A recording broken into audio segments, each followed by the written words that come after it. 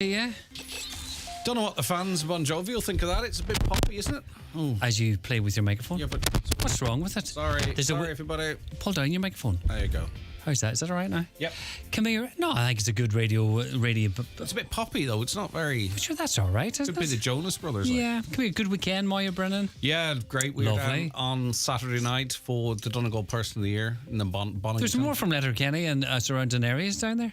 Yeah, I've seen them. West on the Donegal picture. very well attended as well. Right. No, it was great, and couldn't have gone to a better person either. Moya Yeah. Brennan, what she 20 contributed. There's a million. wee video played that hopefully they release it if they haven't already, and there's lots of people playing tribute to her. Bono done a lovely bit from America, and no, it was very, very good. Very good and very fitting, and a very well organised night. Yeah, lovely. And tell me this: it sold 20 million albums or records or what I was it? don't have the statistics to Aye, hand. it was a in lot. the papers. Aye, it's in there. All right, we'll read it in the front of the paper. Yeah, Yeah. There we are. Good. But on good. you. Good. I was fun. expecting you to be off today, to be honest. What do you mean? As if I'd be having a good old blast at the weekend, take it handy then. No, I wouldn't be at that crack. No. I'm too committed to my work. Yeah, I know. Right. You'll go next year, will you? I will. I would love to go. Be nice. Yeah, all right. You had fun at the Bottle Bank, didn't you? I did. I was just saying to Mary Boner there, I had Lee. We were the big trip, right, gathering up all these tents and stuff and keep it short, right? So made our way through the traffic on a Saturday and as busy as you know yourself, and then made our way Very good for the environment. You stuck in traffic to go and get 15 cent back in a plastic bottle. Well, we'd have probably got about €2 back, and I was all excited because it was a big day for the parish. Me and Lee going in here, we get a lot of euro and stuff, and he get a few treats and stuff. So made our way in, tried to get a parking space in the car park. Got a car park. There's big then deal in. First thing we went, somebody shouted over, "It's not working!" or something like that. There, I didn't know what they were shouting, and then I clicked afterwards. We put in the first can. It says, "Out of order. Please go in the shop and tell bottles members." though. No, it was a tin. cans, A tin. tins. And then, sure, I says, "Lee, it's not working." He went, "Ah." I know. I was going, "God almighty, it's not working." And then I hopped in the car then, and a man came out then, right? Humongous. I mean, the biggest. He'd been collecting stuff up. He must have been collecting for 3 months, and we were going to be disappointed with 11 tins of empty 7-Up, but he was going to be really disappointed, and he had a massive big bag, and I could see, he was talking to himself. He wasn't so happy. And where are the cans now that you didn't Should we have to recycle? store them? I don't know where. Where do we put them? Oh, they're probably So you carted these cans all the way into Letterkenny. Carted them out again. Carted them out again. Yeah. Brilliant. Okay. It's a good job, fantastic. isn't it? It's a great innovation. That's great. All System. right, Lee. See you tomorrow. Chat to Thanks you. very much indeed. It is 9 o'clock. Let's get a news update. Donna Marie Doherty's there. Thanks, Greg. Good morning. Leo Varadkar will hold his final engagement as Taoiseach today. He'll offer his official resignation to the President this evening. Before that, he'll lead the Irish delegation in the North-South Ministerial Council in Armagh. From there, Andrew Louth reports. This meeting of the North-South Ministerial Council will be the first time the government meets with the Northern Ireland executive since the restoration of Stormont in February. Trade and business issues and investment in areas of mutual interest are among the topics due to be discussed. It will be the last engagement of Leo Varadkar as Taoiseach. As it's expected, he will travel to Áras an Uachtaráin this evening to resign. It will pave the way for the new Fine Gael leader, Simon Harris, to be elected Taoiseach when the Dáil resumes tomorrow. Andrew Louth in Armagh. Well, the Minister for Agriculture says today's meeting of the North-South Ministerial Council is doubly significant. Minister Charlie McConalogue says for counties like Donegal, it's important to see these meetings move along. It's really important for Donegal and border counties in particular, as well as the whole island, that those institutions, north and south, are working effectively. And the North-South Ministerial Council is absolutely central to that. But the reality has been that over the last 7 years, only 2 of those 7 years has seen a functioning Northern Ireland executive working in Northern Ireland. And that's why it's so important to actually see the executive re-established in the last couple of months. A man has been arrested in relation to an assault that happened in Donegal town over the weekend. It occurred yesterday. Gardaí say he's due to appear before Donegal District Court this morning. Works are to commence this week on the Rathmullen Pier refurbishment project. The Donegal County Council says they are scheduled to be complete by November. The pier will be out of use for the construction period. However, access to the slipway and ferry service will be maintained under traffic management. The works are essential to secure the future of the pier and safety for all pier users. The northwest and west will have the best view of this evening's solar eclipse. The celestial event is to happen just before 8 o'clock this evening. The moon is due to cover almost half the sun, depending on what part of the country you're in. Head of Education and Outreach at MTU's Blackrock Castle Observatory in Cork, Francis McCarthy, says those in the west and northwest will have the best chance of seeing the eclipse. From Cork, we're only going to get 20% of the sun covered up by the moon. So go west if you can. The further west you are, the better it will be. Belmullet is nearly a 40% coverage. And west and north, you're going to see a little bit more. I'm sorry for the people on the east coast. You're looking at the smallest sliver of the moon covering up, and a little bit of the sun will be extinguished. Looking now to weather, rain and drizzle will push northwards to most areas during the morning and early afternoon. That's with highest temperatures of 7 to 10 degrees. That's all for now. I'll be back at 10 o'clock. Menopause can be a challenging time of life. I'm Lorraine Keane and I choose Irish supplement Clean Marine Menamin because it's Ireland's #1 clinically proven peri and menopause supplement for daily nutritional support. Trusted by thousands of Irish women for over 10 years, Menamin contains omega-3 DHA to support brain health and vitamin B6, which contributes to the regulation of hormonal activity, and all in just 2 capsules a day. Ask for Menamin at health stores and pharmacies and learn more at cleanmarine.ie. And now, it's time for the talk of the Northwest, the 9 to noon show with Greg Hughes on Highland Radio.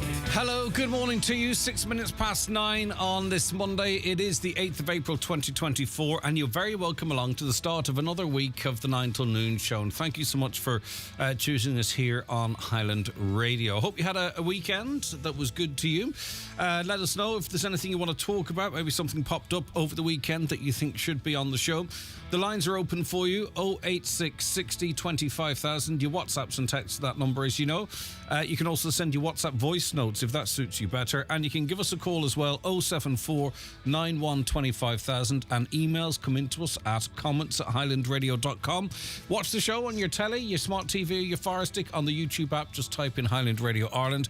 And you can watch us across Facebook, Highland Hub, Highland News and Sport, and on the X platform. Right, let's have a look at what's on the front of the newspapers this morning. And we'll start with the Donegal News, just referenced there by Lee before the news. Gweedor's Moya Brennan became the 45th recipient of the Donegal Person of the Year award at a gala event in the Bonington Hotel, Dublin, on Saturday night, attended by just short of 450 guests.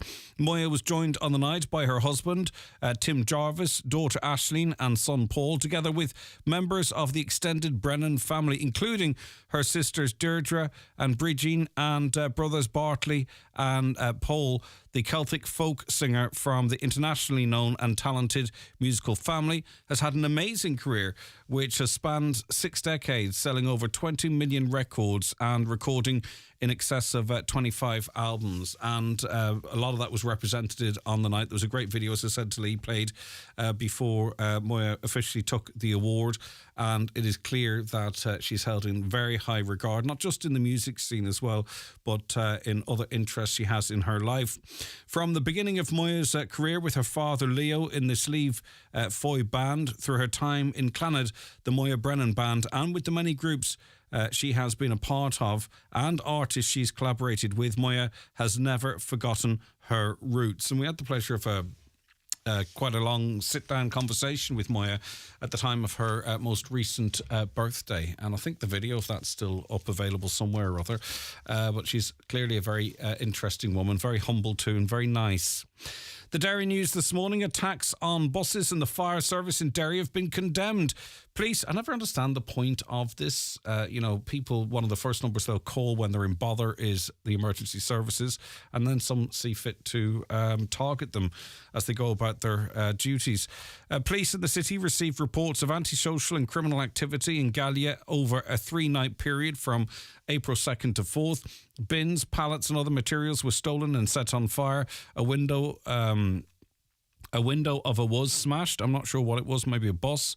A window of something was smashed, and a petrol bomb was thrown at the side of the vehicle in the Fergleen Park area. Police said that some of the people involved in the incidents were masked. On to the Nationals now. A big day for Fine Gael. Leo Varadkar formally resigns today, and Simon Harris will take over the mantle as, well, he's already the party leader, isn't he, but as Taoiseach of the country.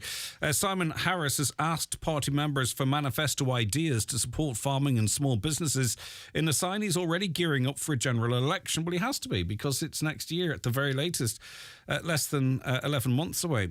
The Fine Gael leader, who is expected to become Taoiseach tomorrow, has said it is not his intention to hold a general election this year. However, last week he told party members at 2 internal meetings he wanted them to come back to him within a month with ideas. More coverage of the changing of the guard there. There's going to be a cabinet reshuffle of sorts. Speculation in The Independent. There are fears within the highest ranks of Fine Gael that moving Helen McEntee out of the Department of Justice could feed into the far-right anti-immigration agenda. 3 junior ministers, Jennifer Carroll McNeil, Patrick O'Donovan and Hildegard Naughton, are locked in a battle for the Fine Gael job as a cabinet minister. But Fine Gael leader Simon Harris is weighing up his options ahead of his cabinet reshuffle tomorrow. I thought that was all today. Maybe the timelines are wrong. I thought Leo Varadkar... Anyway, I thought that was today that all this is done. But anyway, the papers seem to think it's tomorrow. There's been widespread speculation in Fine Gael that the new leader will move the Justice Minister out of her portfolio and leave, but leave her in the cabinet. There are concerns within Fine Gael about her performance in the justice role, and Mr. Harris pledged to put a renewed focus on law and order once he is Taoiseach. On to the Irish Times this morning, and excessive use of social media is creating a generation of broken people, according to a prominent consultant psychiatrist. Professor Matthew Sadlier said there had been a 5-fold increase in cases of self-harm seen at the Mater Hospital in Dublin over the past 3 decades, with use of social media increasingly contributing to a range of mental health problems, particularly among young people. The Irish Medical Organisation, their conference in Killarney, passed motions on Saturday calling on the Department of Education to ban smartphone use in primary schools from the start of the next school year, and on the Department of Health to develop a detailed programme aimed at combating social media addiction and harm. It's just really hard to see how mobile phone usage is going to lessen from where we're at now. But anyway... the Irish Daily Star this morning, a clinical trial that saw high-resolution scanning technology used to identify heart disease has been hailed as a potential game-changer for cardiac treatment. A team at the University of Galway used CT scan imagery to pinpoint coronary artery disease and blockages as an alternative to traditional angiographs, an invasive procedure that involves the puncturing of blood vessels, insertion of cables and use of dyes. The team, based at the university's Carb Core Lab, analysed the images taken from patients in trial hospitals in the US and Europe, and the research was published on Sunday in the European Heart Journal. As I say, it might not come to pass anytime soon, but sounds very positive and well worth mentioning. On to the Irish Daily Mirror this morning, and a man appeared in court naked, after his emotional support cat went missing during a traffic stop arrest. Joseph Davis was before Judge Mary Quirke at a weekend sitting at Dublin District Court. Davis, from North Dublin, was charged with Road Traffic Act offences of failing to give Gardaí his details and not keeping the car stationary on Friday in Finglas. Judge Quirke heard the motorist refused to wear his clothes when brought into the courthouse. Davis entered the courtroom naked with his hands over his privates, but within seconds he stood with arms outstretched to argue his case after rejecting the services of a lawyer, telling him to F off. Judge Quirke told him to sit down, but he stood and claimed he'd been stripped and humiliated, and on it goes. He's back in court today, so... hopefully that goes okay for him. And finally, did you watch Shay Given on the TV at the weekend? He was on Saturday night. I didn't see it, but his performance, or his appearance, performance sounds like it was put on, but his appearance has resonated. People got a bit more of an insight into Mr. Given. Shay Given bravely opened up on the tragic deaths of his mother and brother, saying life is very short at times. The former Republic of Ireland goalkeeper's mum passed away at 41 when Given was only 4. His brother Kieran died over Christmas, aged just 52, at his home in Germany.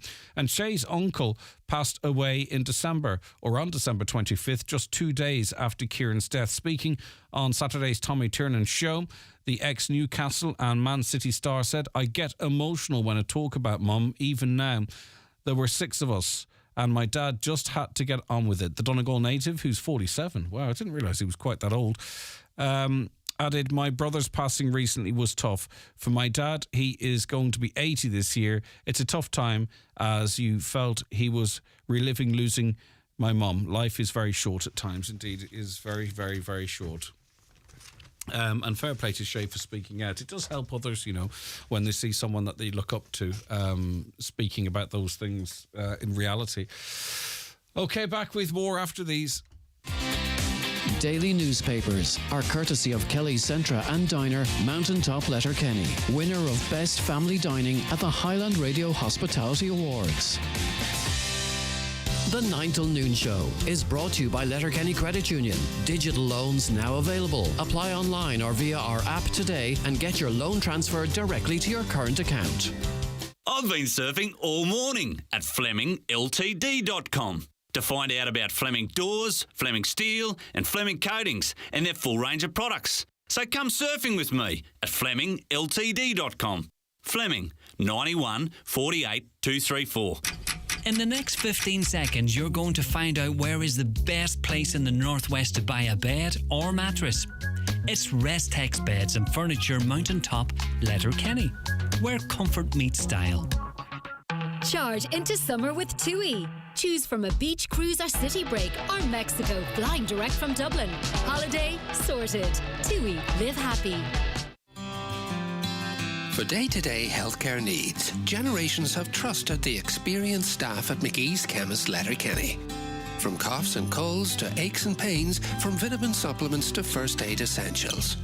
McGee's have what you need when you need it, with a full prescription service available daily.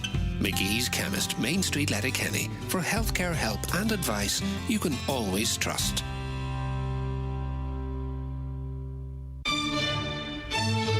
If you're with FBD Insurance and your van gets robbed, it's not a flippin' bloomin' disaster. That's not what FBD stands for.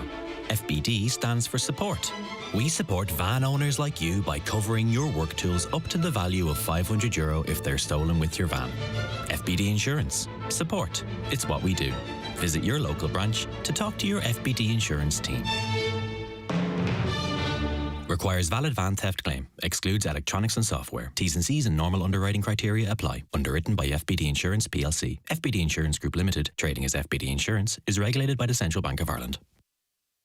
Celebrate exceptional businesses in Donegal. Nominate your favourite for the Highland Radio Customer Service Awards in association with McElhenney's Department Store. Our Customer Service Awards celebrate the businesses that go above and beyond to provide excellent customer service. To nominate your favourite business, simply visit highlandradio.com, fill out the nomination form and tell us why you love this business. The winners will receive recognition at our special award ceremony on June the 9th. Plus, they'll have the satisfaction of knowing that they made a positive impact on their customers. Nominate now. Nominations close 23rd of April. Okay, so we got this email into the programme that reads as follows. Could you please highlight on your show what I've felt strongly about for years now? It's about the junction at the entrance into the village of Newtown, Cunningham. I live outside the village, but I will not use that junction due to its danger. There are 3 lanes on both sides and the traffic does not ease their speed while passing it. I've seen people cross between approaching cars and they know you're only seconds. They know they have only got seconds that they have to do so or wait maybe another 5 minutes to get across. People are risking their lives and taking chances at this junction. It's a very busy road with the local people coming out from both sides and the Moyle National School is just off the main road, so parents and children use it every day.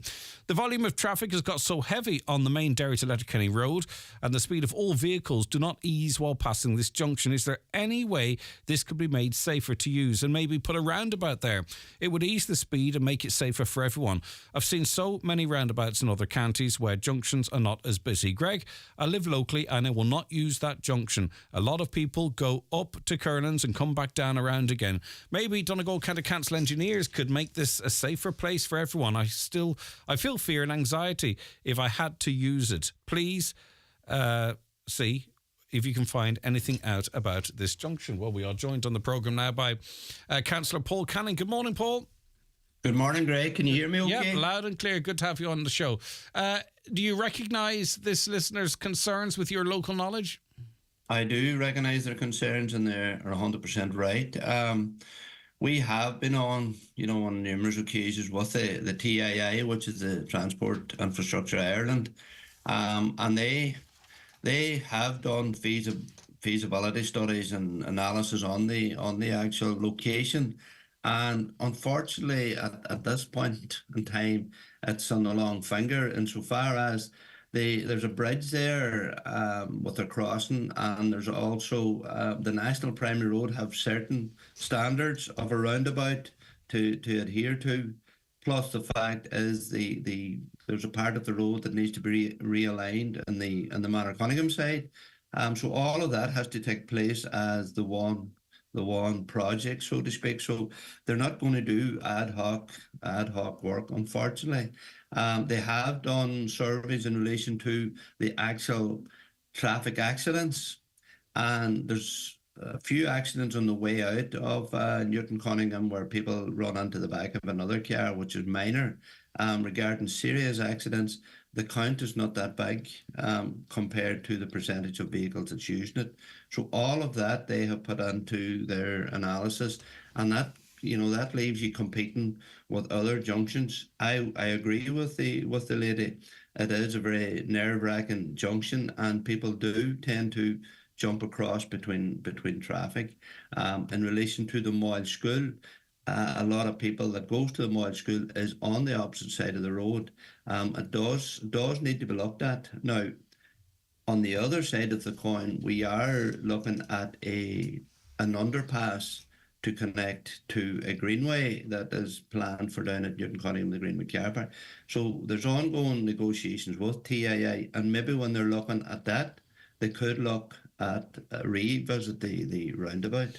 I don't want to shoot the messenger here, but some of the reasons the TEI look at is the fact that there hasn't been a large number of serious collisions. But if they recognise, or if we all recognise that this is a dangerous junction, surely we should be being proactive and making sure as best we can that we don't see a fatality or serious injury at this junction on a more regular occasion.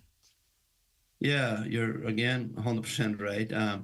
But it is the way it is at the minute. Is they do look at the traffic accidents, and there is a lot of serious accidents happening in a lot of other junctions, and they automatically get priority. So for an example, they're looking at this junction, and I suppose at the same time they might be looking at I'm not sure if you're familiar with it or not, the junction down in Lahey there, where there have been quite a number of quite serious collisions there, and they'll progress plans for that roundabout more quickly. Yes. Yeah, that's exactly right. And it's again down to manpower and pound notes, as we all know. And they will prioritise the man said, the one that is creating the most fatalities. And that's how they work. But I will listen. I've regular conversations and emails to the TII. I could revisit that and bring it back up, and I can get if the lady in question wants to get in touch with me, I can get information to her as to where they're at in the whole process.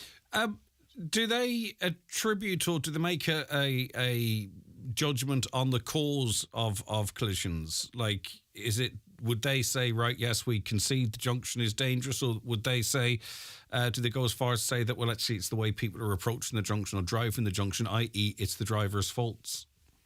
Yeah, they look at driver behaviour along with the whole setup of the actual roundabout or any junction. They'll look at driver behaviour as much as anything else, and they'll do their complete analysis, and they could be looking at it 10 miles up the road and 10 miles down the road as well to see where else they can alleviate the traffic. All right. So, but the takeaway from this is that don't hold your breath for a roundabout, but maybe with the creation of an underpass or something along those lines, the problems could be eased that way. Yeah, that's exactly right. You know, we are, as you are well aware of, we are doing a lot of work within the main street in Newton Cunningham, and maybe whenever they see that, as they always do when they start a project, they continue with the project and maybe move out onto the National Primary Road. I know it's two different teams that'll be doing the work, but at that point in time, they could look at it, and as I say, I will get back to you in relation to that and see where they're at regarding that roundabout. All right, listen, thank you for that. Probably not the answer the listener wanted, but it is the facts, and we have to deal with them as well too. Thank you very much, Councillor Paul Canning. I appreciate your time. Thank you, Greg. All right, take care of yourself. Bye-bye. Any views on that, let us know. 086 60 25,000. Can anyone explain to me how there is as much as 8 and 12 cent a difference in the cost of petrol in Letterkenny? Well, I mean, obviously, they're businesses, right? So they can charge different prices depending on what they want to do. There is also an element of when they get petrol or diesel delivered. So some might be at an older rate and some at a newer rate. And also, too, I suppose it's the opportunity for the consumer to shop around. So I would say there are the factors as to why there is that big a difference. It is the same as two shops that might... One shop sells a crate of Coke for €22 and another shop will sell it for €12. It is also up to them what they charge, but that would be my best guess there. And there's huge variances. I would say across Donegal, I saw 168 for petrol, I think it was, yesterday. So 168, and I've seen 181 in the south of the county. For some reason, petrol's much more expensive in some parts of South Donegal. So that's a huge difference, isn't it? That's like 14 cent of a difference across the county. Amazing stuff. I think sometimes there's a geographical element to it as well. Right, Eamon's with me now. Hi, Eamon. Yes, Greg, how are you getting on? I'm doing okay. Your question is a simple one. What is the Israeli ambassador still doing in this country? Yeah, it's awful. It's what the IDF and I call them Zionists because it crosses both religions of Christian and Jewish religion. They are fanatics, and what they're doing is unconscionable. It's horrific. It's murder in plain sight. It's ethnic cleansing by tens of, and hopefully what they say is by 2 million people. And it wasn't long after this episode kicked off in October, I texted you to say that their main MO now they have is to make it uninhabitable, Gaza, and get rid of them, and they would have the best beachfront property in the Mediterranean. And to that effect, actually, I saw an interview on the BBC app by Orla Ugurin, and she interviewed this woman called Vice, and she was one of the main people who is actively looking to see get plots for people now in what is Gaza, getting rid of the people. They've just said, well, Canada's big enough, Africa's big enough, let them go there, we get rid of them, and God has promised us this land. There's truly fanaticism and evil together. What they're doing, what they've done since 1948, and the Nakba. They had three main gangs: the Stern, the Leahy, and the Irgun, and they just butchered their way up the coast. And by the way, they were actually one of the main people who armed them was a guy called, everybody knows him, it's called Stalin. Now, there you go. Now, the Israeli ambassador was speaking there not so long ago, Dana Elric, and she said that we in this country have a one-sided view of the Middle East conflict. and that we don't take into consideration that there are other villains. She said that Israel is portrayed as the only villain in Ireland, and that the actions of Hamas militants should be condemned more often. Now, every time we have this conversation, and I'm sure you would have come to it at some point, obviously, what happened early October 6th, 7th, and that was carried out by Hamas and others, is completely deplorable. And, you know, you couldn't condemn it enough. It is deplorable. But it's what happened since, obviously, But do you think that Ambassador Ehrlich is perhaps not giving the Irish people enough credit in actually seeing with their own eyes, listening with their own ears, making their own minds up, and concluding that what Israel is doing is, most people believe, genocide? What is genocide? They all have the same narrative.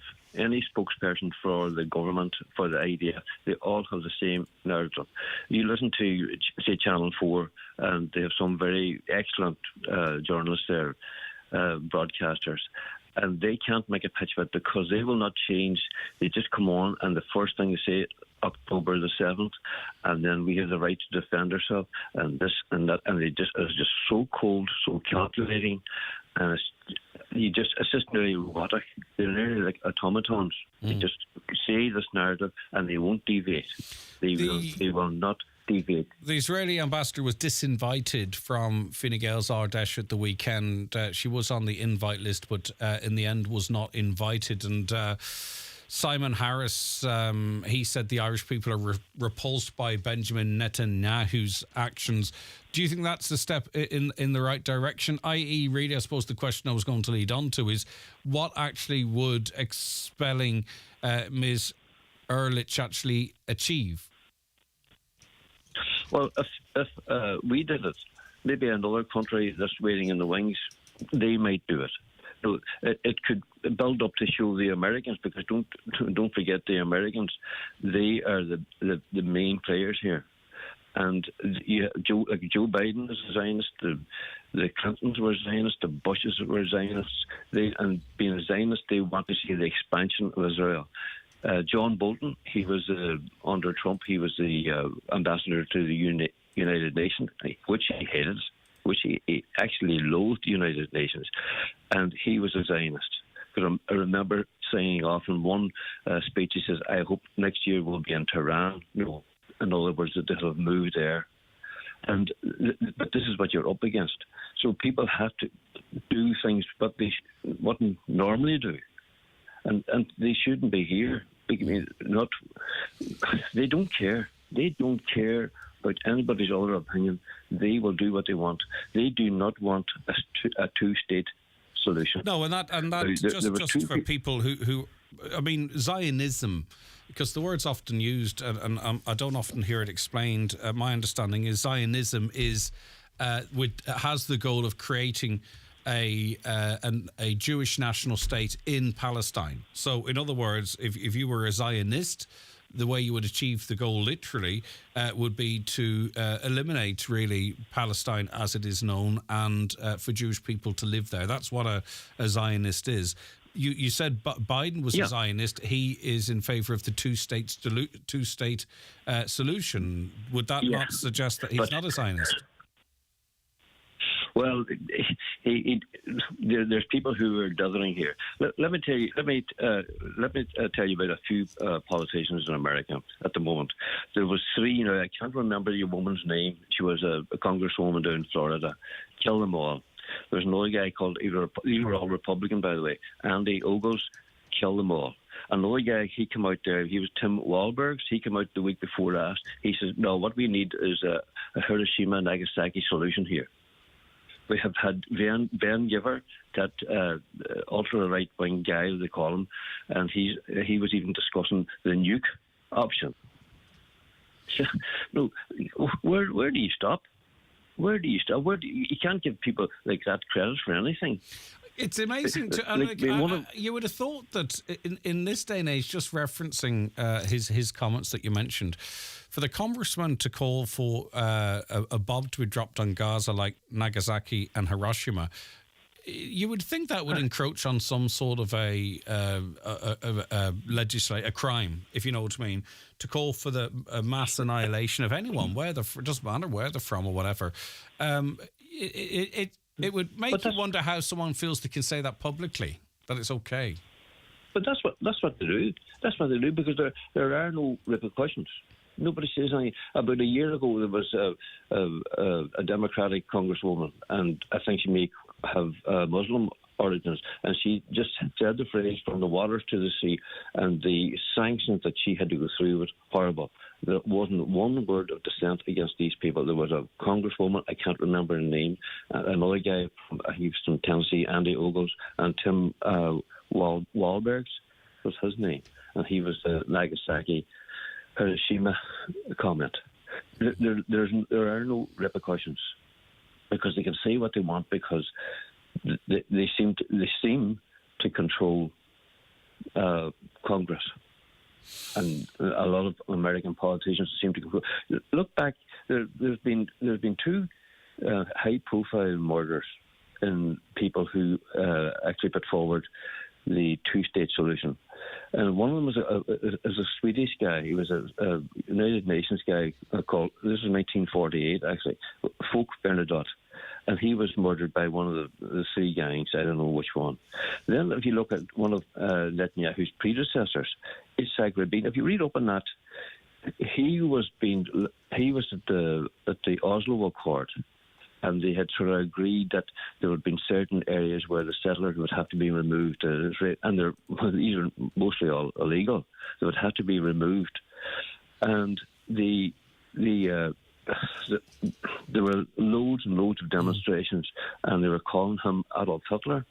They were calling they were Nazis. They were going to go through this, and the main leaders of this demonstration was Benjamin Netanyahu, and they were carrying coffins with nooses, and the Secret Service and Israel told him to die down, and he didn't, and they murdered him. It's like we've been. That's what's speculated. So I mean, that's. Yeah, no, we get you. All right, Eamon, listen, thanks for your time this morning. Take care of yourself. Do you agree with Eamon? Disagree? 08660 25,000.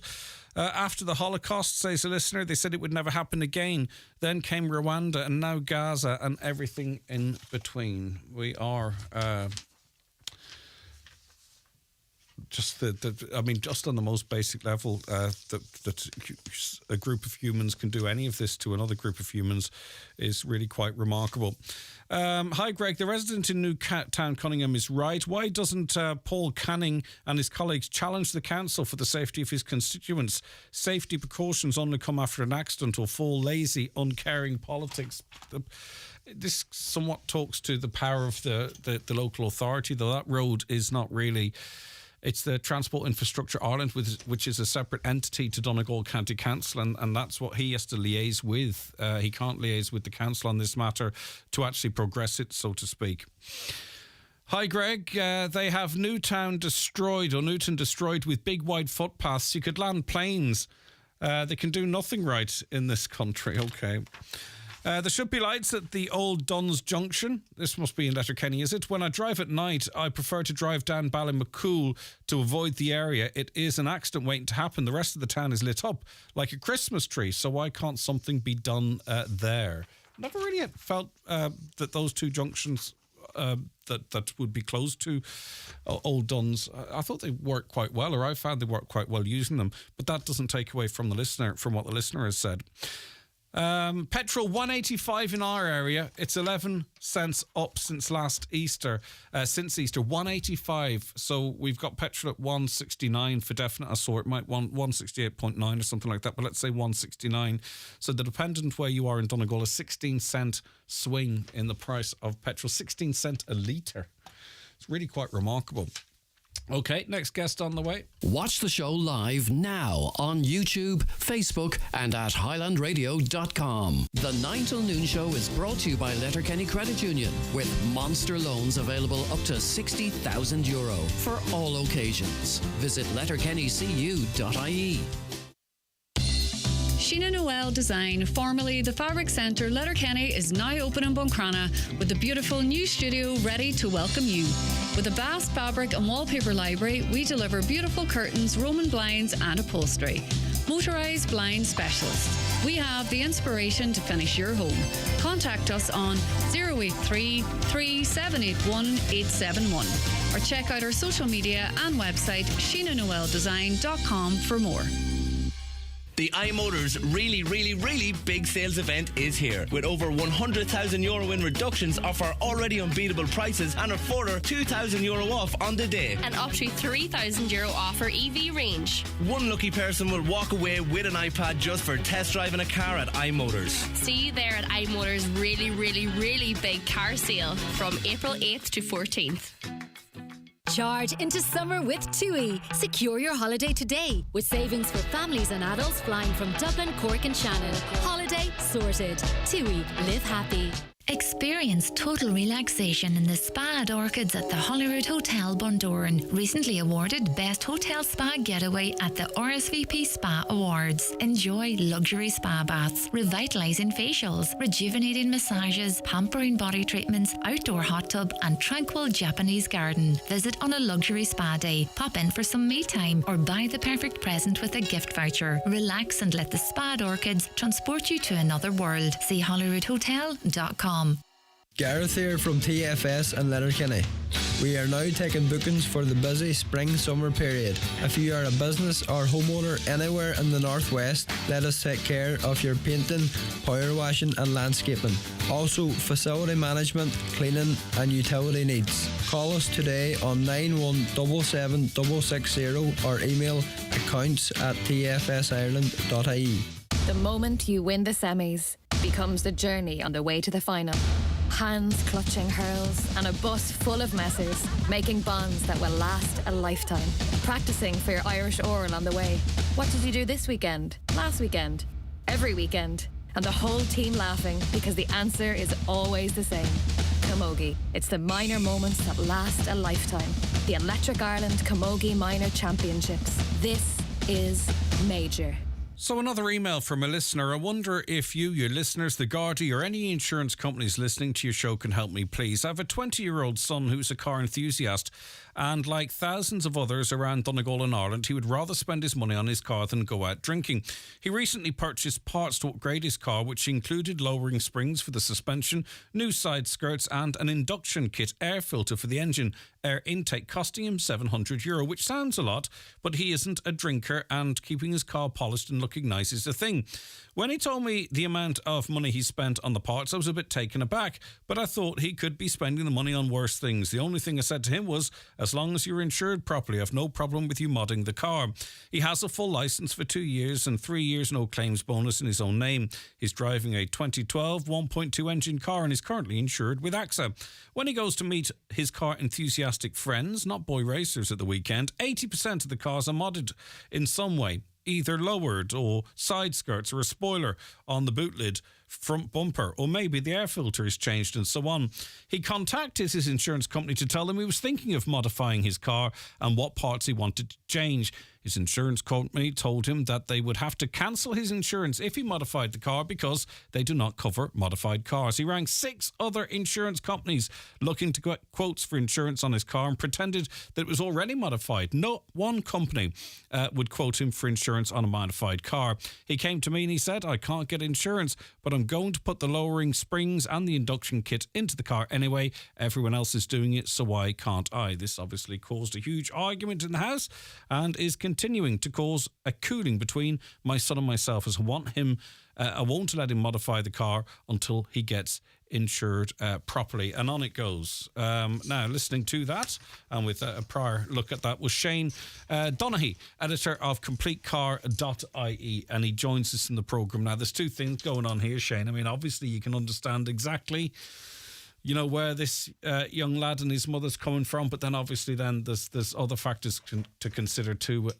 with a modified vehicle. So what's your hot take? I don't know if it's a hot take. I mean, I sympathise with the guy for sure, and for people like him.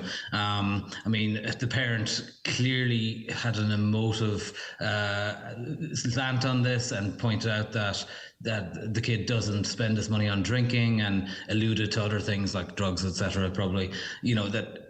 He basically, it's a good kid. All he's doing is modding his car, and he doesn't drive. The parents seem to suggest he's not a boy racer, so believes that the kid doesn't drive quickly and drive dangerously or anything. Is just interested in the look of the car and what have you. And so I 100% sympathise with that. And there's lots of people like them.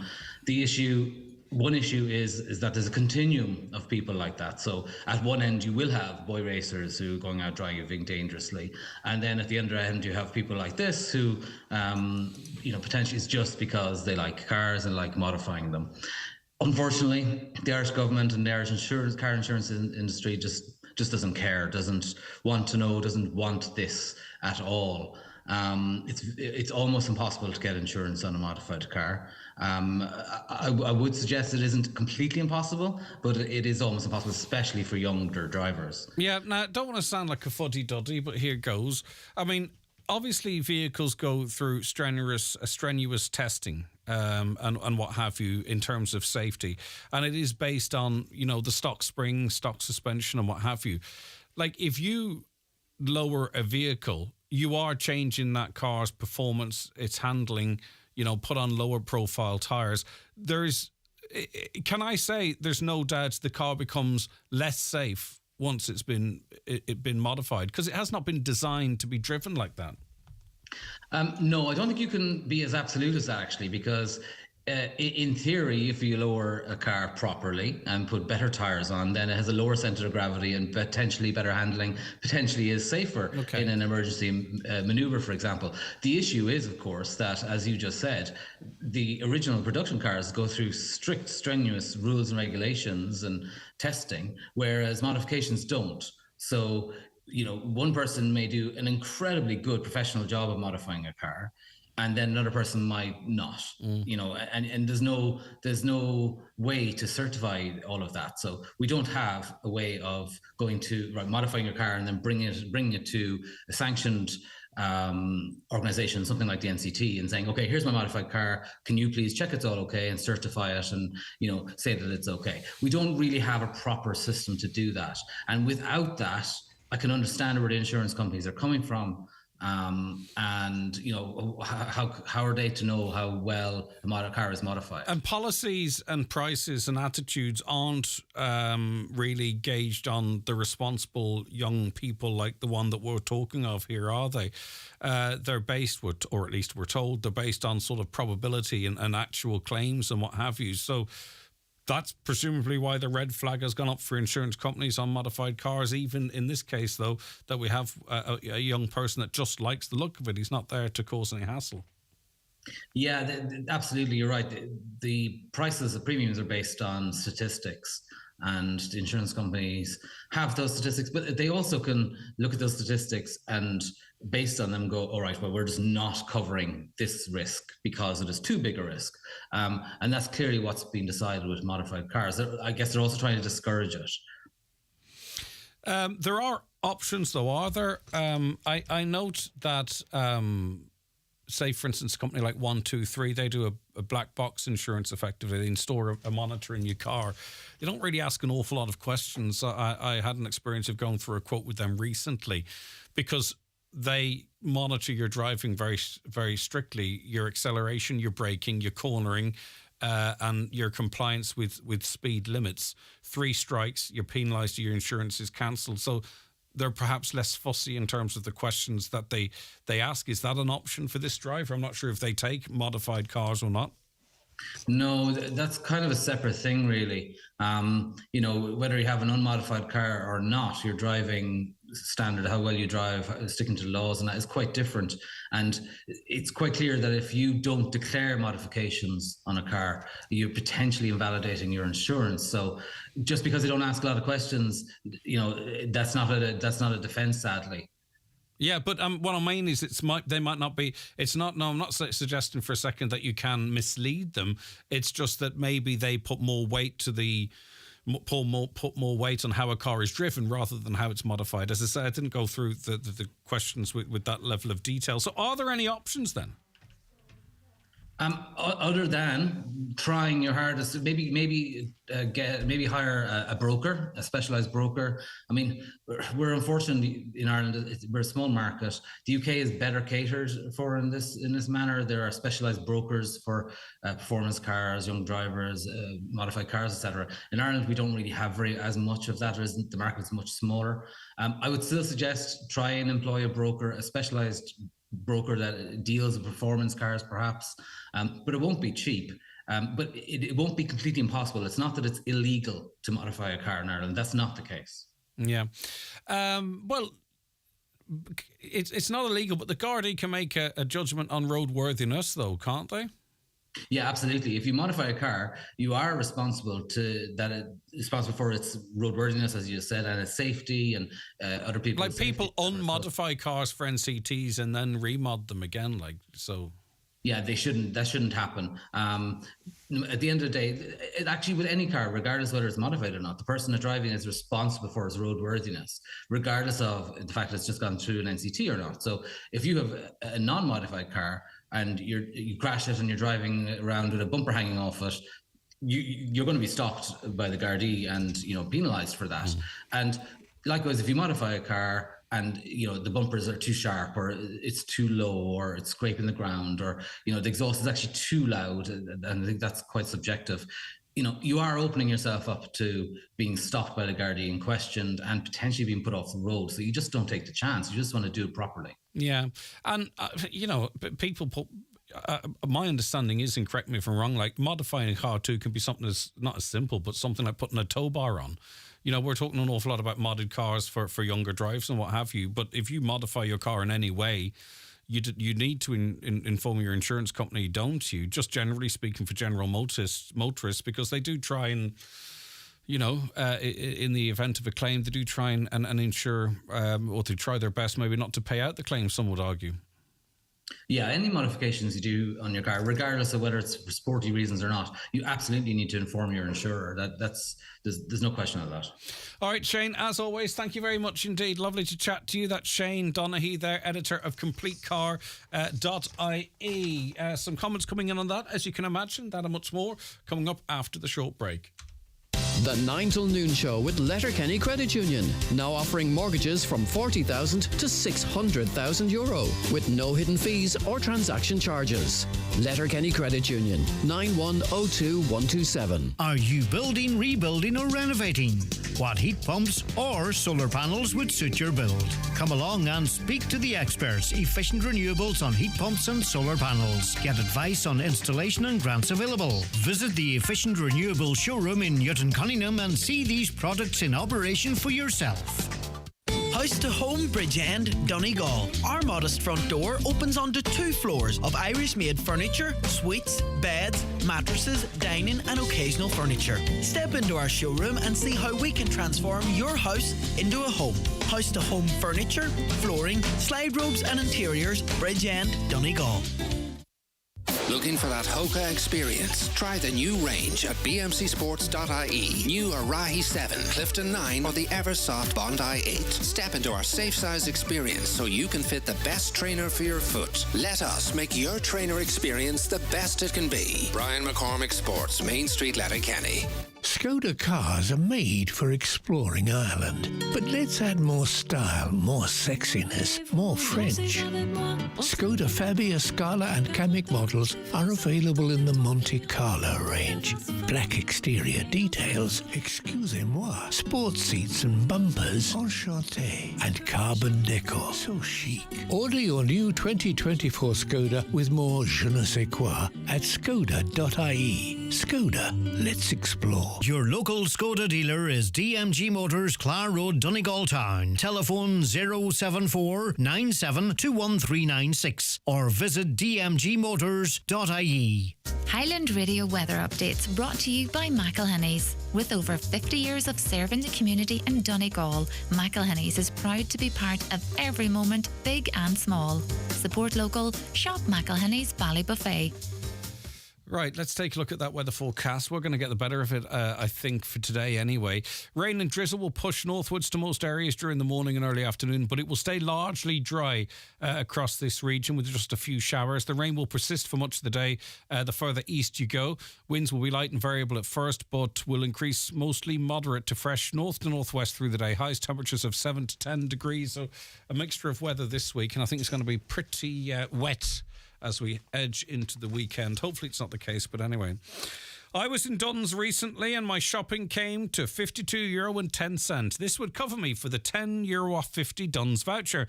When I got to the till, the cashier informed me that I would need to pick up more items to qualify for the voucher, as the recycling deposit return scheme money does not qualify for the voucher. Right, okay. So that means you couldn't put it towards the overall cost. I'll have to think about that. I can't do it whilst I'm trying to concentrate as well. Hi, Greg. Will we see the eclipse tonight in Donegal? And if so, where's the best place to see it? Well, the further west you are, the more you'll see of it. We'll try and get some information on that for you before the end of the show. It's not going to be a total eclipse in this part of the world. I do seem to recall seeing a total eclipse back when I was very, very young. So I don't know how long ago that would be. But they're rare, and it's only a certain section of the world that actually gets the total eclipse.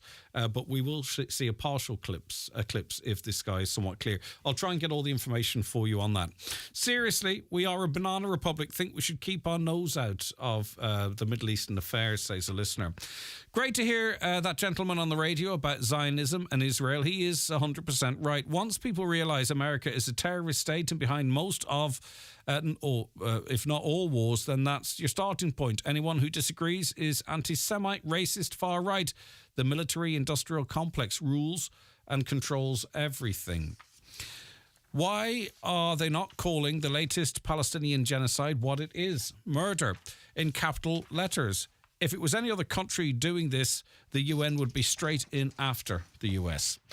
Another, nobody got rid of the US British ambassadors when they invaded Iraq, etc., and murdered thousands. Yeah, no one's got a completely clear copybook. On the insurance issue, insurance companies will not insure a modified car. If you change the manufacturing of the car, you're not covered. If you get stopped by a guard or in a collision, you're not covered, even if you don't tell the insurance companies about the modifications. And are covered in a collision, you are not covered. Right, okay, that's a bit confusing, new information for me. So that even if you did get insurance, if your car's modded, maybe that would be voided, a listener seems to say. Regardless of their love of cars, I firmly believe that modified cars should be totally banned. If you want a car like that, keep it within the rally scene. The noise of them is a torture, says a listener there. And I think a lot of people may be of the same opinion, but... just caught a bit of the show with the guy on about insurance. He spoke about an unknown car damaging a house fence. This was on Friday. While it may be an insurance job, it's actually a criminal offence to leave the scene of a road collision without notifying the owner of the damaged item or the Gardaí.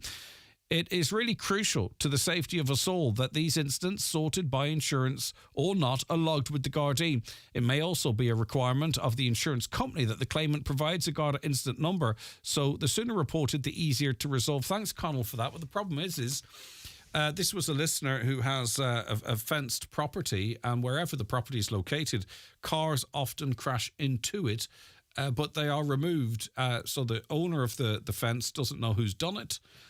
They can't seek any recourse through the driver's insurance, and maybe they don't have their own insurance or don't want to continuously claim on it. So, yep, what you're saying is not incorrect, Connell, but unfortunately these people crashed into the fence and disappeared before the fence owner can have that conversation with them.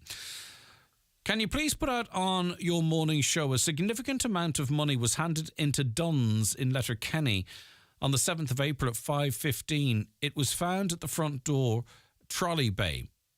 Okay, so if you lost a significant sum of money, it was handed into Dunn's in Letterkenny on Sunday the 7th of April. That's yesterday, of course. It was found at around 5:15, and it was found at the front door, trolley bay. So I imagine someone has gone through an absolute panic, thinking that money is lost and gone forever. A caller says, as long as people like Zelensky and Netanyahu can cause nuclear explosions, none of us will be safe. As far as any rule of law is concerned, we're firmly in the Stone Age, exactly where the Saxon tyranny wants us. That comes in from Proncius. Okay. There are more names you could add to that list, some would argue.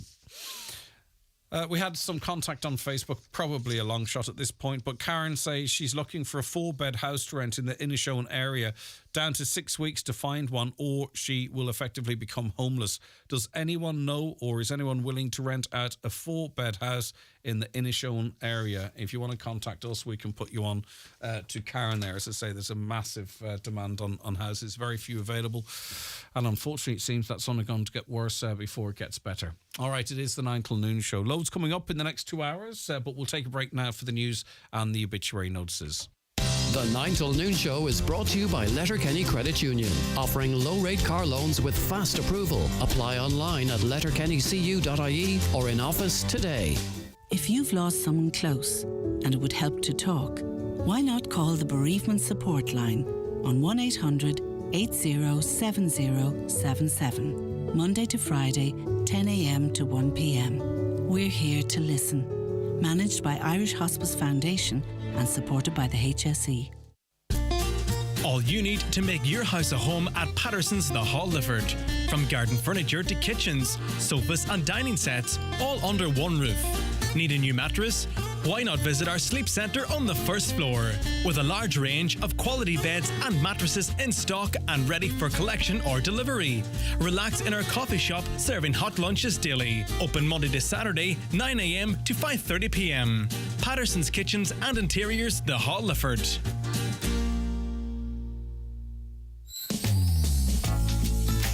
McCullough Jewellers in Letterkenny are synonymous with fine jewellery, quality watches and giftware. With stores at Main Street, Letterkenny and the Letterkenny Shopping Centre, or online at ormccullough.com. You can choose from their quality product range in a relaxed atmosphere, and their sales staff will be happy to help you make the right choice, whatever the occasion. McCullough Jewellers, making moments magical for generations.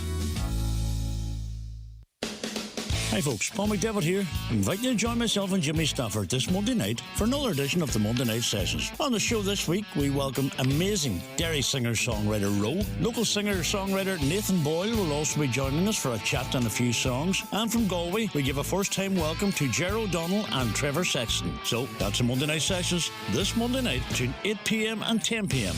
right here on Highland Radio. Live, on air, online and on the Highland Radio app. This is Highland Radio News. Good morning, it's Donna Marie Doherty with the news at 10 o'clock. Minister for Agriculture, Food and the Marine says today's meeting of the North-South Ministerial Council is doubly significant. One being reason it marks outgoing Taoiseach Leo Varadkar's final day, and the second being the fact it's the first meeting since the Northern Irish Assembly reformed. Excuse me. He says counties like Donegal, it's important to see these meetings move along. Yeah, it's very significant. I'm looking forward to attending the North-South Ministerial Plenary Council meeting this morning. It's really important for Donegal and border counties in particular, as well as the whole island, that those institutions, north and south, are working effectively. And the North-South Ministerial Council is absolutely central to that. But the reality has been that over the last 7 years, only 2 of those 7 years has seen a functioning Northern Ireland executive working in Northern Ireland. And that's why it's so important to actually see the executive re-established in the last couple of months. A man has been arrested in relation to an assault that happened in Donegal town over the weekend. It occurred yesterday. Gardaí say he's due to appear before Donegal District Court this morning. There are calls for cars to be fitted with more safety equipment. It comes as a man in his 60s is the latest to die on the roads after his van crashed in Dundrum in County Dublin yesterday morning. It followed 2 other road deaths in counties Wicklow and Cork over the weekend, bringing the total number of people to lose their lives on the roads already this year to 61. Leo Lihio from the Irish Roads Victims Association says one life lost is too many. That cars are lethal weapons and they just can't be driven the way you want them to drive them.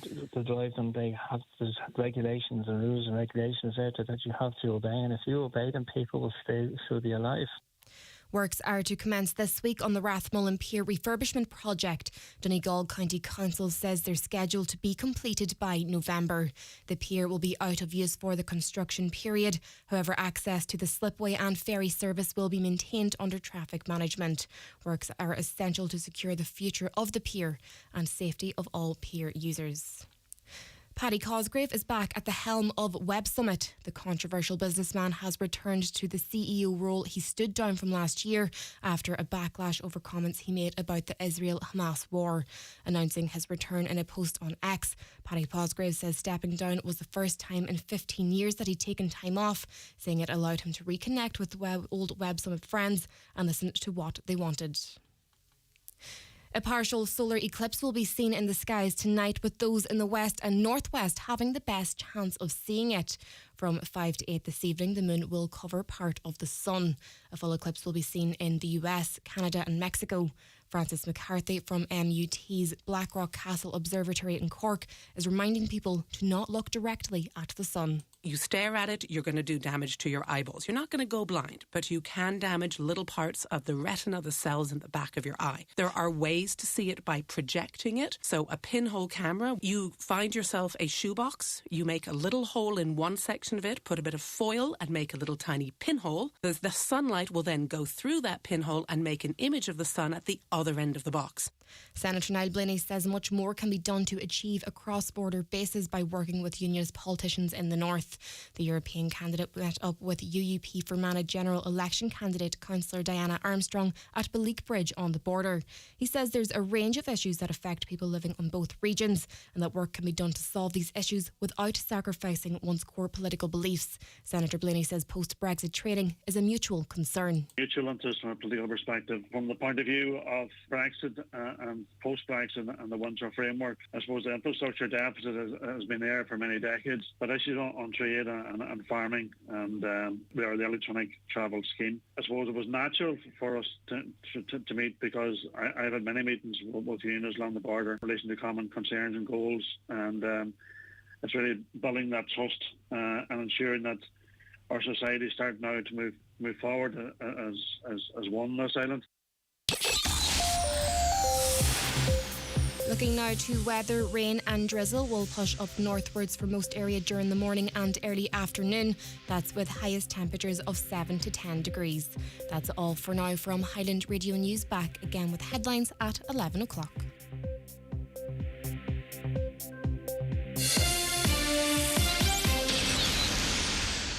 The obituary notice is for this Monday morning, April the 8th. The death has occurred of Gary O'Donnell, Meanmore Dunlow, reposing at McGlynn's funeral home from 4 o'clock this afternoon, with rosary at 8 o'clock. Reposing at his own home tomorrow from 4 o'clock for family and close friends only, please. Funeral Mass on Wednesday morning at 11 o'clock in St Columba's Church Acres, with interment afterwards in Belcritch Cemetery. House private on the morning of the funeral, please. The death has occurred of Helena Chaney, Gorchin North, Ballindrade, Lifford and formerly of Finglas West, Dublin 11. Remains reposing at her late residence. Funeral leaving from there tomorrow morning at 10:20 for Requiem Mass in St Patrick's Church, Murlock at 11 o'clock. Interment afterwards in the adjoining churchyard. The Requiem Mass will be streamed live via the parish webcam at mcnmedia.tv. Donations in lieu of flowers, if so desired, to the Irish Cancer Society or care of any family member. Family time from 10 o'clock and before the funeral tomorrow. The death has taken place of James Doherty, 23, Bessie Bell Court, Newton Stewart, and formerly of Dregish, reposing at his home. Funeral leaving his home tomorrow morning at 10:15 for Requiem Mass in St Mary's Church, Dregish at 11 o'clock. Interment afterwards in the adjoining cemetery. Family time, please, from 11 o'clock. The Requiem Mass can be viewed live on churchservices.tv. The death has taken place of Mary Harkin, née Cunyon, Harkins Bar, Broca, Cloughan. Remains reposing at her home. Funeral Mass at 1 o'clock tomorrow afternoon in the Church of Our Lady of Perpetual Succour, Glenfin, with burial afterwards in Kiltyvogue Cemetery. Rosary at 8 o'clock with family time from after the rosary and before the funeral tomorrow. The funeral mass can be viewed on mcnmedia.tv. Family flowers only, please, with donations if desired to the Donegal branch of the Diabetic Association and the Council for the Blind, care of any family member. The death has taken place of Joseph Payne Ruski Newton Cunningham. His remains are reposing at his late residence. Removal from there this afternoon at 1:30 for 2 o'clock funeral service in Crossroads Presbyterian Church, followed by burial in the adjoining graveyard. Family flowers only, please. Donations in lieu to Newton Cunningham first responders, care of Josephine Jeffrey or Terence McClintock, funeral director. Family time, please, before the funeral today. The death has taken place of PJ Patton, Dunduff's Fort Galdana, Manor Cunningham. PJ's remains are reposing at his late residence. Funeral from there this morning at 11:15, going to All Saints Church, Newton Cunningham, for Requiem Mass at 12 noon. Interment afterwards at St Columba's Church Cemetery, Dromahol. The death has occurred of Teresa Devine, New Mills, Letterkenny, and formerly of Corky, Manor Cunningham. Her remains are reposing at her late residence. Funeral mass this afternoon at 1 o'clock in St Columba's Church, Glenswilly, with burial after in Cornwall Cemetery in the family plot. Family time before the funeral today. Family flowers only. Funeral can be viewed live on the parish webcam. The death has taken place of Michael Harkin, Cranford. Funeral mass this afternoon at 1 o'clock in the Church of the Immaculate Conception at Cool, Cranford. Funeral mass can be viewed on Meva Parish Facebook page. Burial afterwards in Milford Cemetery. Family time before the funeral today. The death has taken place of Dominic Dom McGlynn Fintine, remains reposing at his home. Funeral mass at 11 o'clock this morning in St Columkille's Chapel, Fintine, with burial afterwards in the adjoining churchyard. The mass can be viewed on Chap Pobble Nifa Ballinafinia Facebook page. And the death has occurred of Margaret McNulty, née McMonigal, 347 Ardbeathan, St Johnston. Funeral cortege leaving her late residence this morning at 10:30, going to St Beathan's Church, St Johnston, for 11 o'clock Requiem Mass, with burial afterwards in the adjoining cemetery. Family flowers only, please. For family information and more details regarding wakes and funerals, please go to highlandradio.com.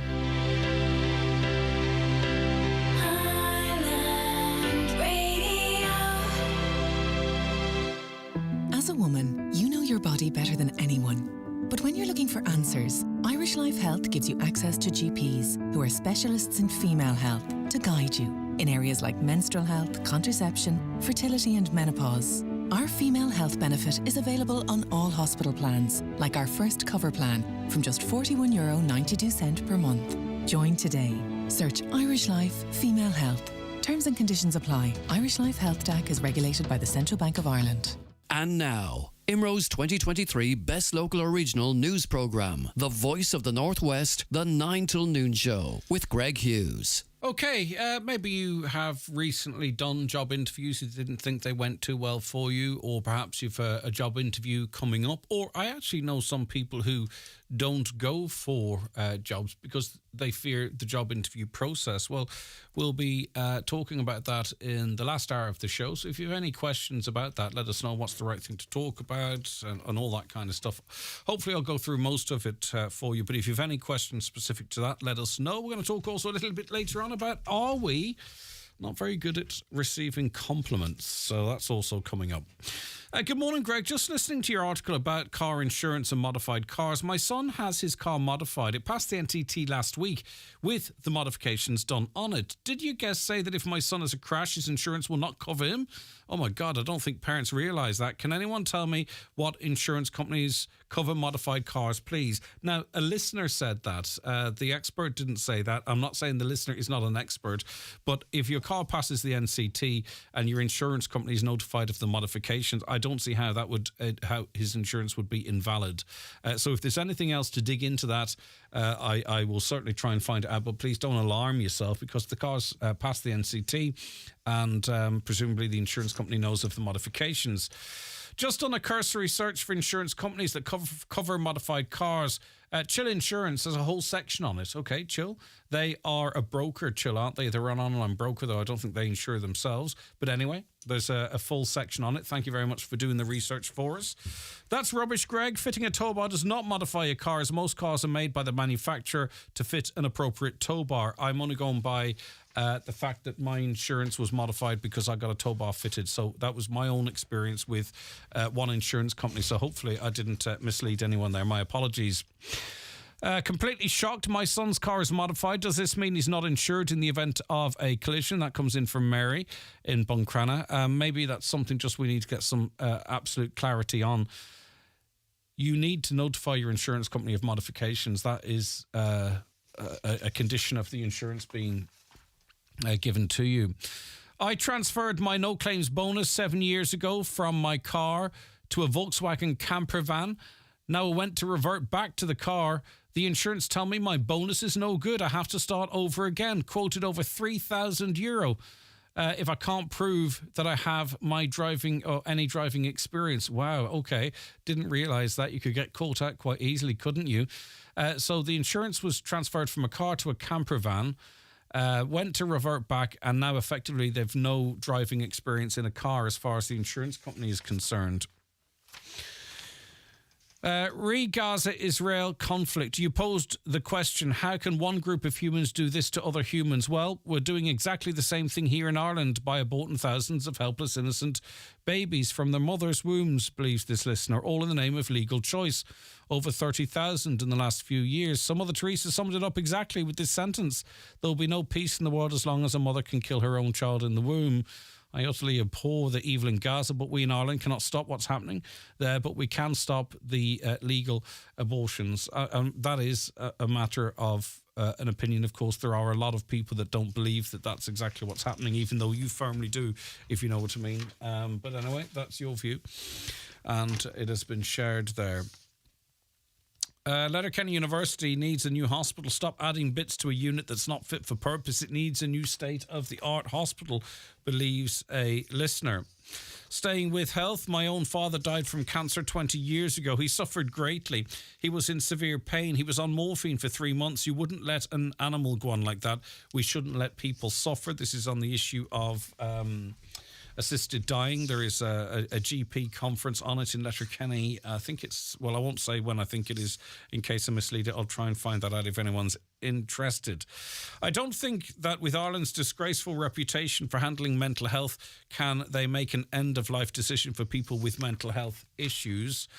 A few more on that, because it is a story that gets a lot of people talking. Right, actually, they're on a different issue, and I don't want to switch from one to the other. Greg, on the unification of Ireland question, I think the English government should be levied to cover the cost of embedding the 6 counties into the Republic of Ireland, since they were too weak to oppose the threat of violence and agreed to support the partition and a gerrymandered border to ensure a majority unionist vote. Indeed.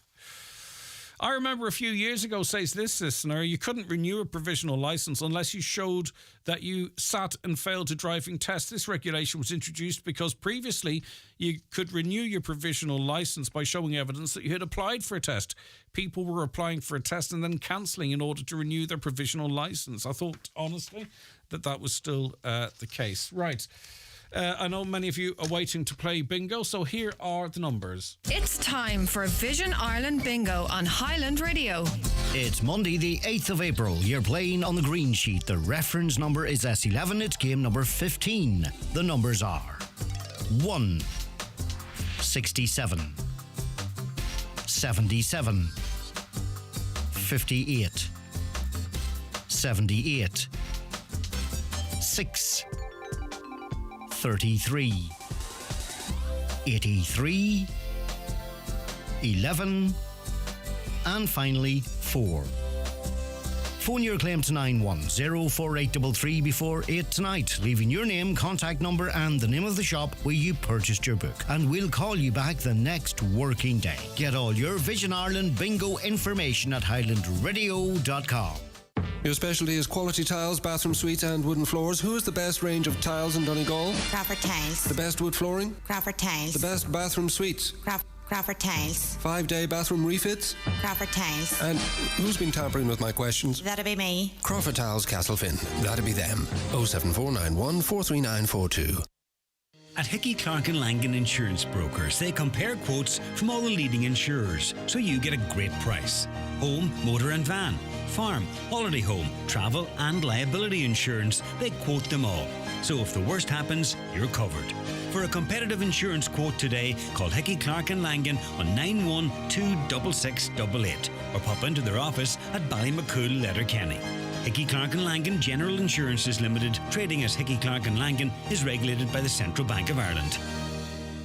At Cooney's Home Interiors, we pride ourselves on offering you the very best in choice, quality and value on all home furnishings. Treat your home with a visit to Cooney's today and choose from our large range of suites, tables, beds, not to mention our large selection of home accessories. Our motto is, if you see it, you can buy it, and we will deliver it to your door.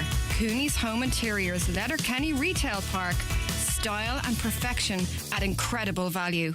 Does your bedroom need a revamp? Have you recently just moved into a new home? Or do you want just a general refresh of your home? Hurry, because it's only 4 days until the €10,000 home makeover plus €5,000 in cash draw in association with Foy & Company. Visit highlandradio.com now and get your tickets. Entries close on Friday the 12th of April at midday. The 9 till noon show with Letterkenny Credit Union. Simplify your debts with a debt consolidation loan from Letterkenny Credit Union. Call us on 074 910 2126 or apply online via our app or in office today. Okay, we're joined in studio by Liam Canning now, counsellor, psychotherapist at New Dawn Counselling. Liam, thanks so much for your time. Good morning, Greg. So, New Dawn Counselling, talk to us a little bit about that. Well, New Dawn Counselling is my own private practice, and I suppose I have been working as a psychotherapist for the last around 20 years in Letterkenny. So started off very small, but it's quite a busy practice now, and I provide a lot of different support to clients, but also to therapists and therapists in training. So, yeah, that's it. And I mean, not exclusively, but, you know, sometimes it does feel we are more disproportionately affected by traumatic incidences in this part of the world. And dealing with that and understanding it and recognising that. Yeah, completely. I mean, I think, I suppose as a psychotherapist, you're constantly working with trauma.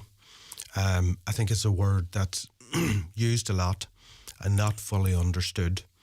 And that, you know, I suppose people, you know, think that, just say, for example, the events of Creasla, that, you know, that was a traumatic event. Everybody would agree with that. And then, you know, as time goes on, people move on and people kind of get back to normal life and work life. And, you know, now, I suppose what people don't recognise is so much, because you can't actually see it, is that trauma is not the actual event. It's what happens within the brain and the body following the event, and that part of you is not moving on at the same level or the same pace. As everything else. In discussing people's concerns that they have post the Creasla tragedy last week, it's incredibly difficult from my perspective, but not in any way on the scale. That makes sense as I go in here, in that, you know, obviously it's very important that people's voices are heard, that people have a platform that they can speak. Yeah. But it's very, very difficult because there are lots of different people with lots of different feelings. And one of the things I was particularly concerned of is that, though for some people, because we all deal with things differently, but for some people that had made progress in, I don't know if it's living with or dealing with trauma, you can correct me on the terminology, is that in me doing that, they could have regressed. Okay, that it was triggering in some way or other. Yeah. And that's the sort of very difficult decisions one has to try and make before talking about things like this. Yeah, completely. And again, this is the bit that's quite difficult for a lot of people to understand. And, you know, again, coming back to, you know, what trauma is, you know, it is the long-term effect that stays with the person. And that effect is impacted directly by the relationship. So say, for example, if we're looking at who was affected there, you've got parents, you've got siblings, families, you've got all the emergency services, guards, doctors, ambulance people, fire brigade. So you have all those people, plus the people that were there on site. So ordinary people, maybe with no training or background in anything. And every one of those people are traumatised. And then take it out another bit. It's like, I suppose the easiest way to explain it is if you threw a stone into a pool and the ripple effect that has, so that those waves hit everybody in the community. Because you've got, just take one individual there, and if you think about yourself here, think about how many people are you connected with. And, if on average you'll have 100+ people that are, so you take a family who has lost somebody, you're into thousands of people being impacted. Take the people, the emergency people who are there at the scene, and you're looking at all their families as well. So this again is like that ripple effect. It travels right throughout the whole community. And we probably, quite rightly and innocently presume that someone who was present and witnessed the immediate impact of the explosion, but maybe weren't bereaved. Yeah. That they would feel trauma in the same more so than someone who watched from afar and watched the media coverage, but they could still be affected. It just depends on the individuals, doesn't it? So in other words, you don't actually have to have been present and in the moment. That's correct. To suffer the trauma of an event of this scale. Yeah, completely. Because if you just to give you another example of that, if you look at what happened just straight after Creasla, look at people right around the world, Australia, Canada, different countries that took to fundraising. So it tells you there that somewhere in that network there were connected somehow, but they weren't present. They were thousands of miles away. So it does have that ripple effect or impact. People who were, I suppose, present on the site that weren't directly impacted will have completely different, I suppose, symptoms of trauma than somebody who's directly impacted, because somebody who's directly impacted, like the families, will also have the grieving process, whereas the other person, will have a different level of trauma, different degree of trauma, but again, it comes down to the person's personality as well. So we're speaking about trauma generally as well. So the loss of a parent or a sibling or a child for that matter, individually, obviously this applies to those people as well, doesn't it? Yes, of course. Yeah. Is everyone affected by trauma? Because you'll find sometimes that for different reasons someone loses someone very close to them but feels that they've processed it, you know what I mean, and they're okay and they've come to terms with it, they understand it, they realise that maybe the person had a full and happy life and that this is just part of living. And then you'll hear people say, well, it hasn't hit them yet. Yeah, that's very true. Does it always hit someone? It does. It does. It doesn't go away. So it's about the person's ability to cope. And I have seen families where, somebody passes, and it could be somebody quite elderly. You can see, in the lead up to the loss, that there's denial. They're living in the denial. They're hoping that, again, this person's becoming more and more ill, but they're hoping that this person's going to recover. So then, within the family, some people in the same family may have processed the loss or started the grieving process before the person actually died at all. And also it depends on your relationship. You could have a brother and sister. Yeah. Sometimes I'm sorry if I'm conflating two things, and I hope it doesn't sound insensitive, but it's so that it broadens it out for everyone a little bit. And I do want to return to the specifics of a traumatic events like Creasla, but it depends on, say, for instance, a parent, an elderly parent, the relationship to siblings had with that person, whether there's any regrets or whether they felt they were there long enough. I presume all of these things can lessen the impacts or worsen the impacts of trauma. Yeah, well, I think you said it there, yourself. The most important factor in it is the relationship that you had with the individual that you're losing. And can I say, just to be clear, because I want to be fully clear, I don't want to conflate grief and trauma, right? Are they two separate things? So, in other words, if I lost my father, what's the difference between the grief of losing him or the trauma of losing him? Just to make sure I don't accidentally... Yeah, and I think they're confused quite often. You know, grieving, I suppose, is a natural process. Everybody will experience grief at some stage of life. Trauma is a sudden, unexpected event. That, you know, I suppose, like, if you go back to the Chrysler tragedy, something, you know, if you, you know, normal life was going on that day, and then within a fraction of a second, you know, something tragic to that severity happens. And what makes trauma different is that, you know, if you can just picture that event, what happened that in that moment is that there's a sudden threat to your life. So there is, and those are the people who are most traumatized from it. So it's the ripple effect then that comes out of that. So that's very different to the grieving process. Right, focus on trauma then for the rest of this, because I really don't want to confuse anyone on it. Are the symptoms of trauma? Yes, there are. You know, the symptoms of trauma are. There's a multitude of them. There's, you know, firstly, intense, intrusive thoughts. So, when we talk about intense, intrusive thoughts, it's like it's the reliving of that experience over and over again. I think it's important to acknowledge that what happens, you know, how does trauma affect the person? So it's important to acknowledge that, you know, our senses like our vision, our hearing, you know, our sense of smell, taste and touch, they're our primary senses. They inform us of practically everything we do. So can you imagine now if you were standing just at the scene or walking into that service station at the moment that it exploded? So you can see how your senses go from normal function to very high function in a fraction of a millisecond. So what it's doing is it's recording, you know, what it sees, smells, hears, tastes and touch. And that's exactly what the issue is here, because that's what's recorded in your system, in your brain, in your nervous system. And so, for example, you know, you're walking down Letterkenny Street 10 years later and somebody, say, for example, drops a dustbin lid.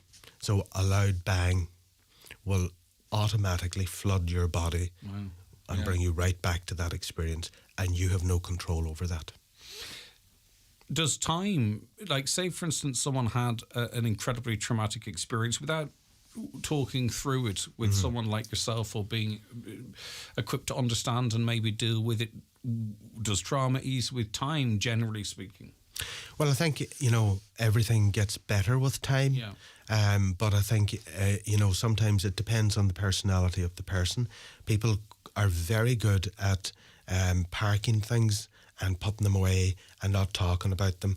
Now, the reality is, does it go away? No, it doesn't. And so, you know, 10 years later, you know, you come across, just say, for example, a roadkill, a cat. And you could have this overwhelming response or reaction to it and not understand why. You're looking at it going, well, logically. And is that a completely emotional response, or you could freeze presumably in your spot? You could freeze. You can do any number of things. Freeze being the one I think that people most often recognise. But what happens is the system has to get rid of it. The brain and the system are fighting with each other. So while you manage to pack it away for most of the time, a sudden, again, incident like that can, you know, it pushes past all your defences, and you can end up in you know, floods of tears and, you know, breaking down and not know why, because you can't logically make sense of it. But if you can understand it, presumably that it becomes an easier process, or one you can handle better, because you can make sense of why you've reacted like that. Yeah, completely. And I think this is why trauma or therapy is so important. You know, for people who were involved in any way in any tragedy, but particular Creasla, as we're talking about Creasla, it's really important, even though you think you're doing okay, that you might be doing okay for now, but it will catch with you at some point. And I think it's important. And people have, I suppose, over the years become, I suppose, more accepting of going to therapy. It used to be seen as, there was something wrong with you, but we're human beings. We're all the same. For me, it's about giving something within yourself for your own well-being, attention that needs to be processed, because we all need to process all the time. And we do, whether we go to therapy or not. But to talk it out with somebody, to go through it with somebody, to work with somebody is very important. And also, I suppose, the other part of trauma is, re-traumatization. Talk to me a bit more about that then. Yeah, well, that's where, we can very easily be re-traumatized by a past event. And that can happen to us in many, many different ways. And if I take this to the Creasla piece here, because I think this is important. Creasla happened, and if you can imagine, everybody at the time experienced, similar trauma, but trauma from the same event. So here we are now, a year and a half, heading on 2 years later. And, people who were directly impacted, like families, are quite, most of them will still be at that very early stage of trauma, whereas people who are more removed from it, even though they were traumatized, are now starting to move on. So that might be the wider community? Some, yes, in the wider... Not specific, not anybody... across the board, but just the wider community. Yeah. What we've learned from studies and from time and from experiences is that those that aren't directly, they're at a different stage of their recovery. They're at a different stage, yeah, completely. They're at a different stage of their recovery. They may not have been impacted in the same way through the loss of life as the families were, or losing a family member. Mm-hmm. But what happens is, and this is an interesting fact, is that what happens is, as people move away from in time from the event, people get back to normal life and living. So if we go back to the whole thing about the site and what should happen with the site, if we just talk about that, I can understand, completely, and I think everybody would agree with this. Creasla does need a shop. It's a very important part of any community. That shop was the heart and soul of that community. However, I suppose, as time moves on, people get back to life and living. So what's happening at the moment is, with the proposed use of the site as a shop, people directly impacted, like the families, are re-traumatised by even that thought. Now, something interesting about that, families maybe out that are not living directly in the area are better able to voice their opinion about that. People within the area, they're living in the community, they're unsure how to respond. They may well be re-traumatised. They may well not feel able to voice their opinion. And that's another ripple effect of trauma and the aftermath of trauma, in that then you have like public representatives who are not sure what to say, don't want to really say anything. So you get a sudden wave of silence. But the people that can be most forgotten in this is the people who are traumatised directly in this, and their families again. So I suppose for me, I think it's a very important thing to consider here for everybody, and out there that's listening. It's important to think, where am I connected into this, and where do I fall into that? Am I being silenced? Do I need to have a voice, or am I one of the people who can freely speak? I mean, ultimately, I'm not saying you're saying this, but it sounds like this. But ultimately, then, really, this is a decision that primarily should be made by those obviously maybe looking to redevelop this site and those most directly affected by the traumatic events. Yeah, completely. Because if in the absence of that, we're not fully considering their emotional well-being. Well, we're not considering the recovery process. We're not considering the loss, of 10 people's lives. We're like erasing it. Now, on another point here, I think as well, Greg, is that we do know the shop needs to be put somewhere. But just imagine you put it right on the site. Mm. What will it be like for everyday people in that community going back into that shop on a daily basis? I mean, that's something that hasn't really been considered here because, I wasn't there during the event. I was there in the aftermath of the event. But every time I pass up and down that road, every time, you're coming towards Creasla, the first thing you think about is that shop and that day. But for some... So to stop there and go in would be a major challenge for local people. Okay, but Liam, is it not possible too, just to obviously trying to tease that for some, that the way they can move forward is if, they see life returning to there, or and that, for instance, a memorial just might be an eternal reminder, which is a positive for some, but for some might be negative. Do you know what I mean? So how do you? I mean, I'm sure there are people that must feel that, right? So how do we balance then?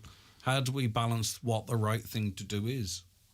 Yeah, well, that's the big question that's at stake at the moment, really. And I think coming back to the trauma and the effect of trauma, part of the healing process is having that site preserved for everybody, not just for the immediate families, for everybody, because, something very tragic happened there. If we move across to, excuse me, if we move across to Northern Ireland, and we just look at, driving through Northern Ireland, how many, different memorials or monuments are erected in different places. They're all to mark historic events of tragedy. So I suppose research would show us and tell us that, when something like a tragedy like of this magnitude happens, it's important to preserve that site not for just the family or the families, for everybody in the community. Like Hugh Harper made a comment that he can identify literally this position on the ground where his daughter took her last breath. Absolutely. Which could be, and I don't mean this in any way insensitive, but theoretically could be where the Monster Energy drink store is, the display. I'm not saying that's going to be the case, and it actually sounds like I'm being harsh in my language, but I'm not. I'm trying to put myself in the mind of someone who lost someone directly by it. That would be very hard. It's very hard to sort of go, well, come on, pull yourself together, move on. You know what I mean? Yeah, completely. When someone can literally quite, to the millimetre, identify they can the final, pinpoint. not the final resting place, but where the loss of life happened. The young girl drew her last breath. Yeah. No, I mean, that doesn't surprise me. And if you were talking with more of the families, they will be able to know exactly, the location on that site where their loved one drew their last breath. And what Hugh Harper has said wouldn't surprise me in the slightest. Because I think when you lose somebody, you want to know exactly the point. You will make it your business to find the point. And that point is very important for you because you have a connection with that. So, you have a connection with that. And that's where I suppose this question arises now as to how do we decide? And I suppose the purpose of, this conversation really is this is a major piece here for people to be considering. Like, in making any decision around a shop is needed. Everybody accepts that.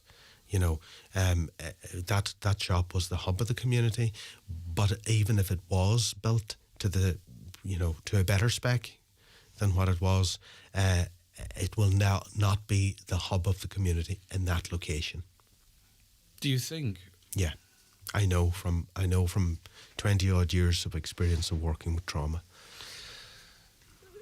You timelined it a little earlier on, and sometimes you have to pinch yourself a year and a half.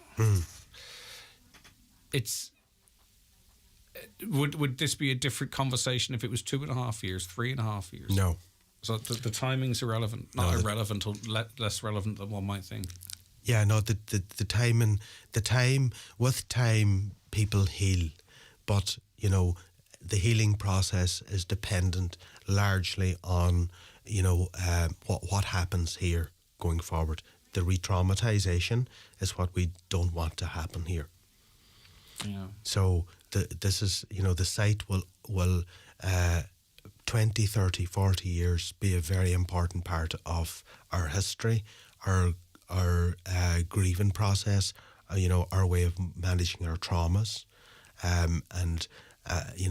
I think that's the most important piece. And I think that's the bit that I think that can get overlooked. And even just to, another thing too is what we do. It's ingrained in us almost is at the time of anniversaries or a birthday to go back to where, and again, I've tried to approach this from as an outsider, as sensitive and everything as possible, but I can imagine, like, what do you do on the anniversary of this, if this is a hustling and bustling site? Absolutely. And I think the bit that's important... They can't coexist, can they? A commercial premises and a memorial, it's one or other. Yeah. Now, I'm not saying which it should be, but they can't coexist, because how could you go to grieve in that environment either? Well, I mean, I think the site itself is a place where, you can't have a shop on it. It can't coexist as a memorial and a shop or a business, because your business is hustle bustle and people come and going. One's quiet and reflective. Yeah, that's exactly it. One's quiet, one's meditative for to sit and to meditate there with your memory. Now people might also say out there, well, I mean, everybody's got their loved one buried, but the point that's important is that they didn't die in the graveyard. No, and we heard they died on that site. And we heard from Bernie last week as well, that the grave's important, but a memorial to her husband is really where the completely the connection. I think I asked that, and she says the connection. Okay, I mean, that's clear in what your professional opinion is, and this is a professional opinion, by the way, Liam. You've come in here as a professional counsellor and psychotherapist. We're talking about trauma, and we're talking about the traumatic effect or the re-traumatization. That's the approach you're coming from this. If you were asked, in your opinion, which you were, but if you were asked formally, what's the implications of this for people, that's your answer, effectively. So what, just two last questions then. What can we do to recover from trauma? I mean, obviously, speaking to a professional is helpful, but it's about tooling us up to deal with it on an ongoing basis. Yeah, well, I mean, I think the first thing we need to be considering here, in recovery is not re-traumatizing. And then, the second thing then is, any type of body work. So counselling and psychotherapy is talking therapy, but, psychotherapy actually focuses on the body and the impact on the body. But then other things can help as well, like very simple things like reflexology. Reflexology is a very powerful tool because it works directly with the body. And a good reflexologist can pinpoint exactly in the body where there's tension or trauma and work on it, indirectly. So those type of interventions are really important for people, at the moment in the recovery bit. So there's not one answer to that. There's numerous different things that people can do. But I think, just for people out there, there's an awful lot of information on, online on trauma, but, to really get to understand trauma, if you actually have an interest, there's a guy on, he does a lot of YouTube stuff. He's Dr. Gabor Mate, and he's one of the world's leading experts on trauma, and he can really, he can really explain it in detail. And the importance of not re-traumatizing people. Okay, so we'll get his name actually off you because people will ring in. Yeah. And I'm just thinking, just to sort of recap here, is if this site was redeveloped, and someone was re-traumatized by that and came to you as a psychotherapist for healing, it would be very hard for you to it'd be very hard for you to make them feel any better about that. Is that the right? You get where I'm trying to phrase it? Well, you've got another layer. You'd be sort of trying to ask them to cope with that, or which would be difficult, I'd imagine, even with some of the skill set that you have. Yeah, well, you've got another layer of trauma. They would have to accept. Well, they're forced. They're forced. They're forced to accept. Okay. I think, again, it's for the people of Graceland and the people impacted directly by this, the families. I think, that there's talk about, a community centre or some sort of centre being built. That might be the location for that, along with the memorial garden. And at the end of the day, I think, it serves the community better, because I do think, and as I said earlier, I think that, people who are not directly impacted but live in the area and experience the trauma from, as I said, the ripple effects, will find it very difficult to get into that shop. Yeah, okay.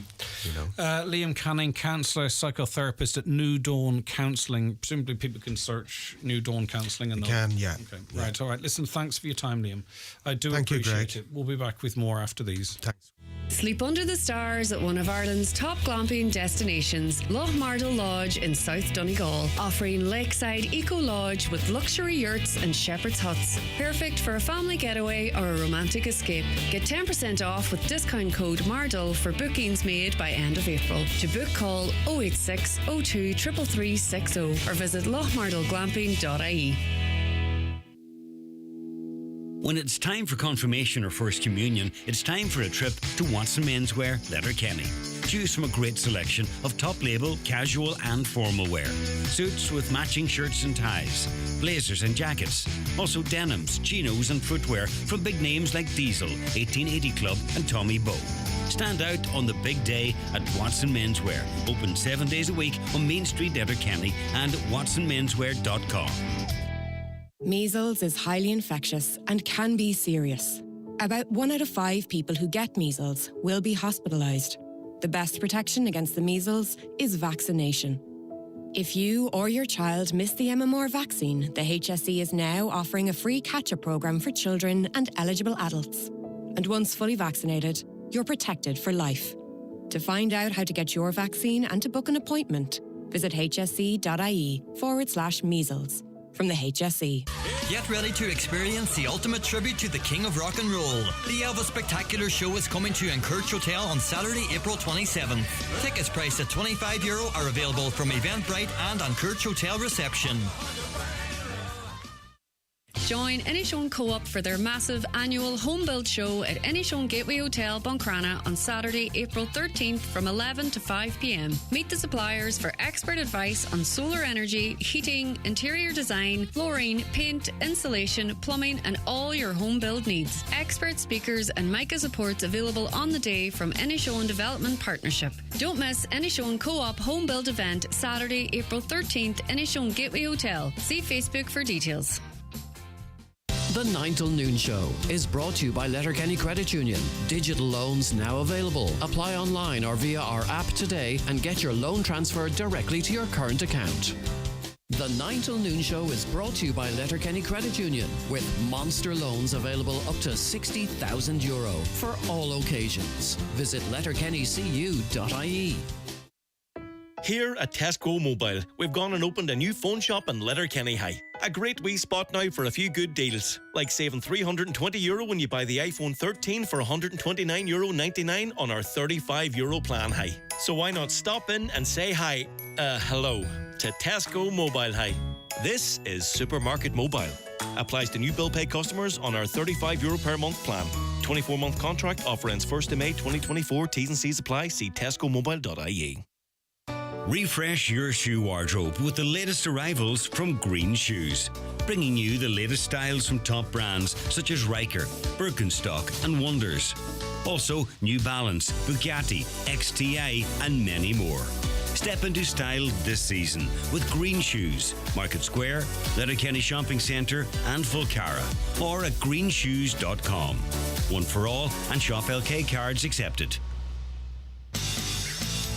McDade's Bathroom Plumbing and Tile Showroom in Buncrana is your one-stop solution for all your bathroom plumbing and tile needs. We offer a wide range of top-quality plumbing fixtures, tiles and accessories, all at the best possible price.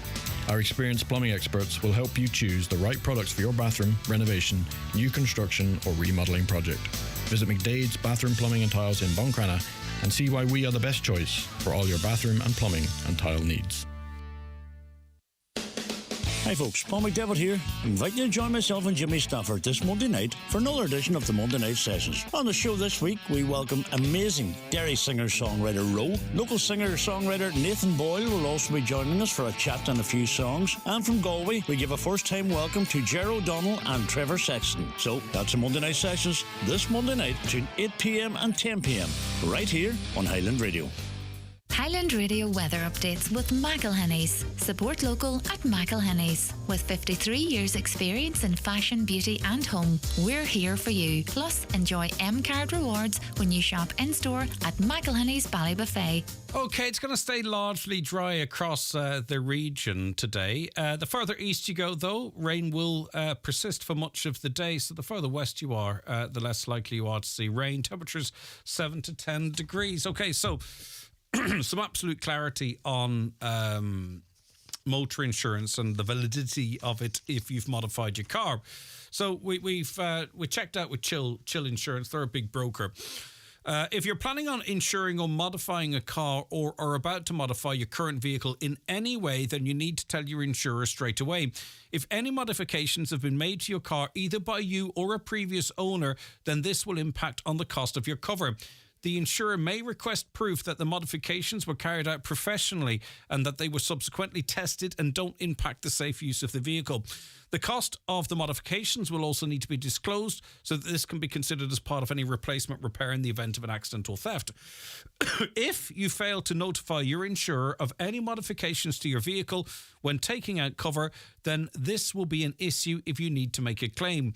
If your insurer finds that you failed to disclose information about your modified car after investigating a claim, they may not reimburse you for your claim, or in some cases, the insurer may deny the whole claim or indeed cancel the policy. So also then we had someone working from the insurance company who contacted us to clarify a couple of things as well. They can't come on air at the moment because they're working. Non-disclosure of modifications to a vehicle that affects bodywork, power, that's the brake horsepower. You know, if you get it, you can get it mapped. Or if it affects the weight of the car or the ride height, will result in cover being null and void. That's someone who works in insurance. Now, tow bar adding or tow bar being added is not normally seen as a modification, but other circumstances, like if the driver is a mechanic, may raise a chance of towing cars, which may exceed the towing limit of the main car. This risk increase may be what the insurer wishes to avoid. On the camper van issue, the camper van policy do not have a no claims bonus, but when you open a policy, you must prove you are claims free. But 99% of these policies are cases when the driver keeps their car policy for daily use, as a camper is a recreational vehicle, thus less than daily use. This customer's insurance broker for van will be able to get an anticipated NCB scale so that driver can get a car policy again. So get on to your broker and they should be able to prove your driving experience through the camper van. So that's advice on insurance. Thank you for reading my comment. He has not notified his insurance company, just presumed by putting on a kit on his car it would be okay. All his friends are the same. I'd hate to think they are now driving around unwittingly insured. According to the people that we've spoken to that work within the insurance industry, unfortunately, if you've modified your car and you have not insured your insurance, you have not informed your insurance company, then I'll read it directly here. Non-disclosure of modifications to a vehicle that affects bodywork, power, your brake horsepower, weight or ride height will result in cover being null and void. Noel, Smarty Pants. I'm going to read it anyway. Hi, Greg. Why did you get a tow bar Surely Caroline is the one who needs a tow bar. She's been carrying you for years. Oh, that's lovely, Oisin. Thanks very much indeed. But the problem is that it's primarily true. But I appreciate it anyway. Thanks very much. Someone said the quiet bit out loud, finally. Okay, coming up after 11 o'clock, we're talking to Maria Rush. She is, of course, a very well-known business person, but also has a blog as well, Living Out Loud. And we're going to be talking about how we take a compliment. Are we good at taking compliments when they are given to us? We'll tease that out with Maria. That and so much more besides up in the next hour. We'll be giving you some advice and tips about how to perform well at a job interview. So it's going to be an interesting one. Back after these with the news. The 9 till noon show with Letterkenny Credit Union, now offering mortgages from €40,000 to €600,000 with no hidden fees or transaction charges. Letterkenny Credit Union, 9102127. Are you tired of how you feel? Despite diet and exercise, are you struggling to lose weight? Do you need help to achieve your weight loss goals? At Letterkenny Medics Private Clinic, we are offering a free consultation to ascertain if you are suitable for treatment on our weight management program. All consultations are confidential and completed by an experienced doctor. We are open 7 days per week from 10 a.m. to 10 p.m. to facilitate your needs. To book an appointment, go to letterkennymedics.ie. Letterkenny Medics. We listen if you want to talk. Bingo every Monday night at the Halfway House, Burnfoot. Doors open 7:30 with eyes down at 8:30. €2,500 must go. Snowball is now €1,350 on 45 numbers or less. If you're not in, you can't win. That's the Halfway House Bingo tonight at 8:30. Creative Landscaping Works are the Donegal distributors of millboard cladding and decking. Thanks to its unique polymer resin construction, this decking and cladding doesn't deteriorate like natural wood and won't be beaten for durability. It also has superb slip resistance, even when wet, and every board is produced using recycled materials. Live life outside with millboard at Creative Landscaping Works, Lisnen and Letterkenny. See creativelandscapingworks.com. Get everything you need for delicious breakfasts, lunches and dinners at Dunnes Stores. First, you'll save in the aisles when you fill your trolley with everyday low prices on the products you buy the most. Then you'll save again at the till with our 10 off 50 grocery vouchers. Get a trolley worth €50 for just €40. Double savers from Dunnes Stores. Always better value. Terms and conditions apply. Voucher can be used in next grocery shop of €50 or more. Brian Adams is back on tour in 2024. Join Highland Radio on our trip to Dublin to see the man himself at the 3 Arena on Tuesday the 21st of May 2024. Your trip includes luxury transfers, bed and breakfast at the 4-star Carlton Hotel Blanchardstown, your standing ticket to the show and a shopping trip to Dublin city centre the following day. Find out more on the outlet at highlandradio.com or call us on 074 91 25,000.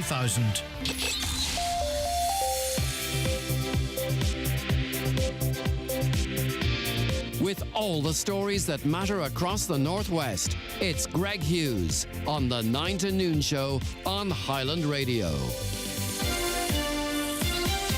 Okay, it is 11 o'clock. Time to get a news update, and it's good morning to Donna Marie Doherty.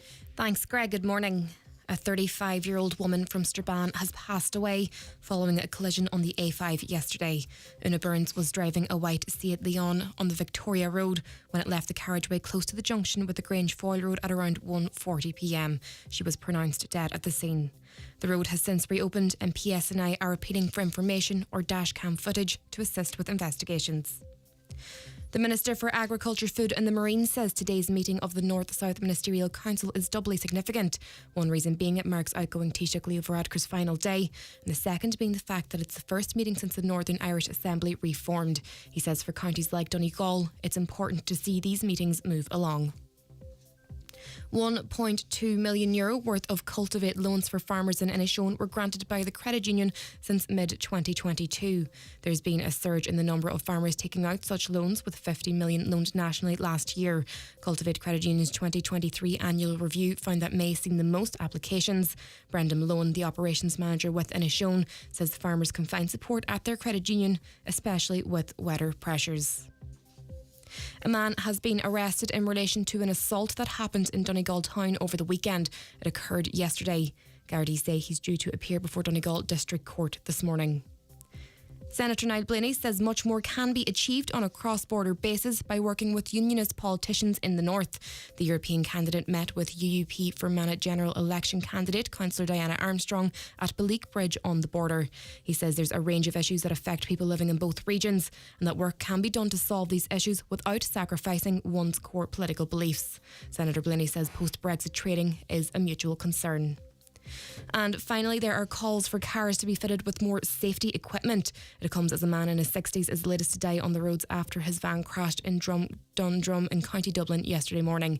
It followed 2 other road deaths in counties Wicklow and Cork over the weekend, bringing the total number of people to lose their lives on the roads already this year to 61.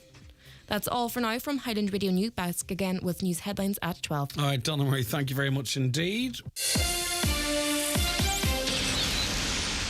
As soon as we mention the following from Aldi, you probably won't be able to concentrate on anything else. So, I hope you're not doing dental work. Cottage pie made with Board Bia quality assured Irish organic lean round steak mince 5% fat was $4.99, now $3.99. One of our Super 6 fresh meat offers this week. Buy all 6 and save even more. Follow the path to lower prices. Go all Aldi. See in-store or online for offers, terms and conditions while stocks last.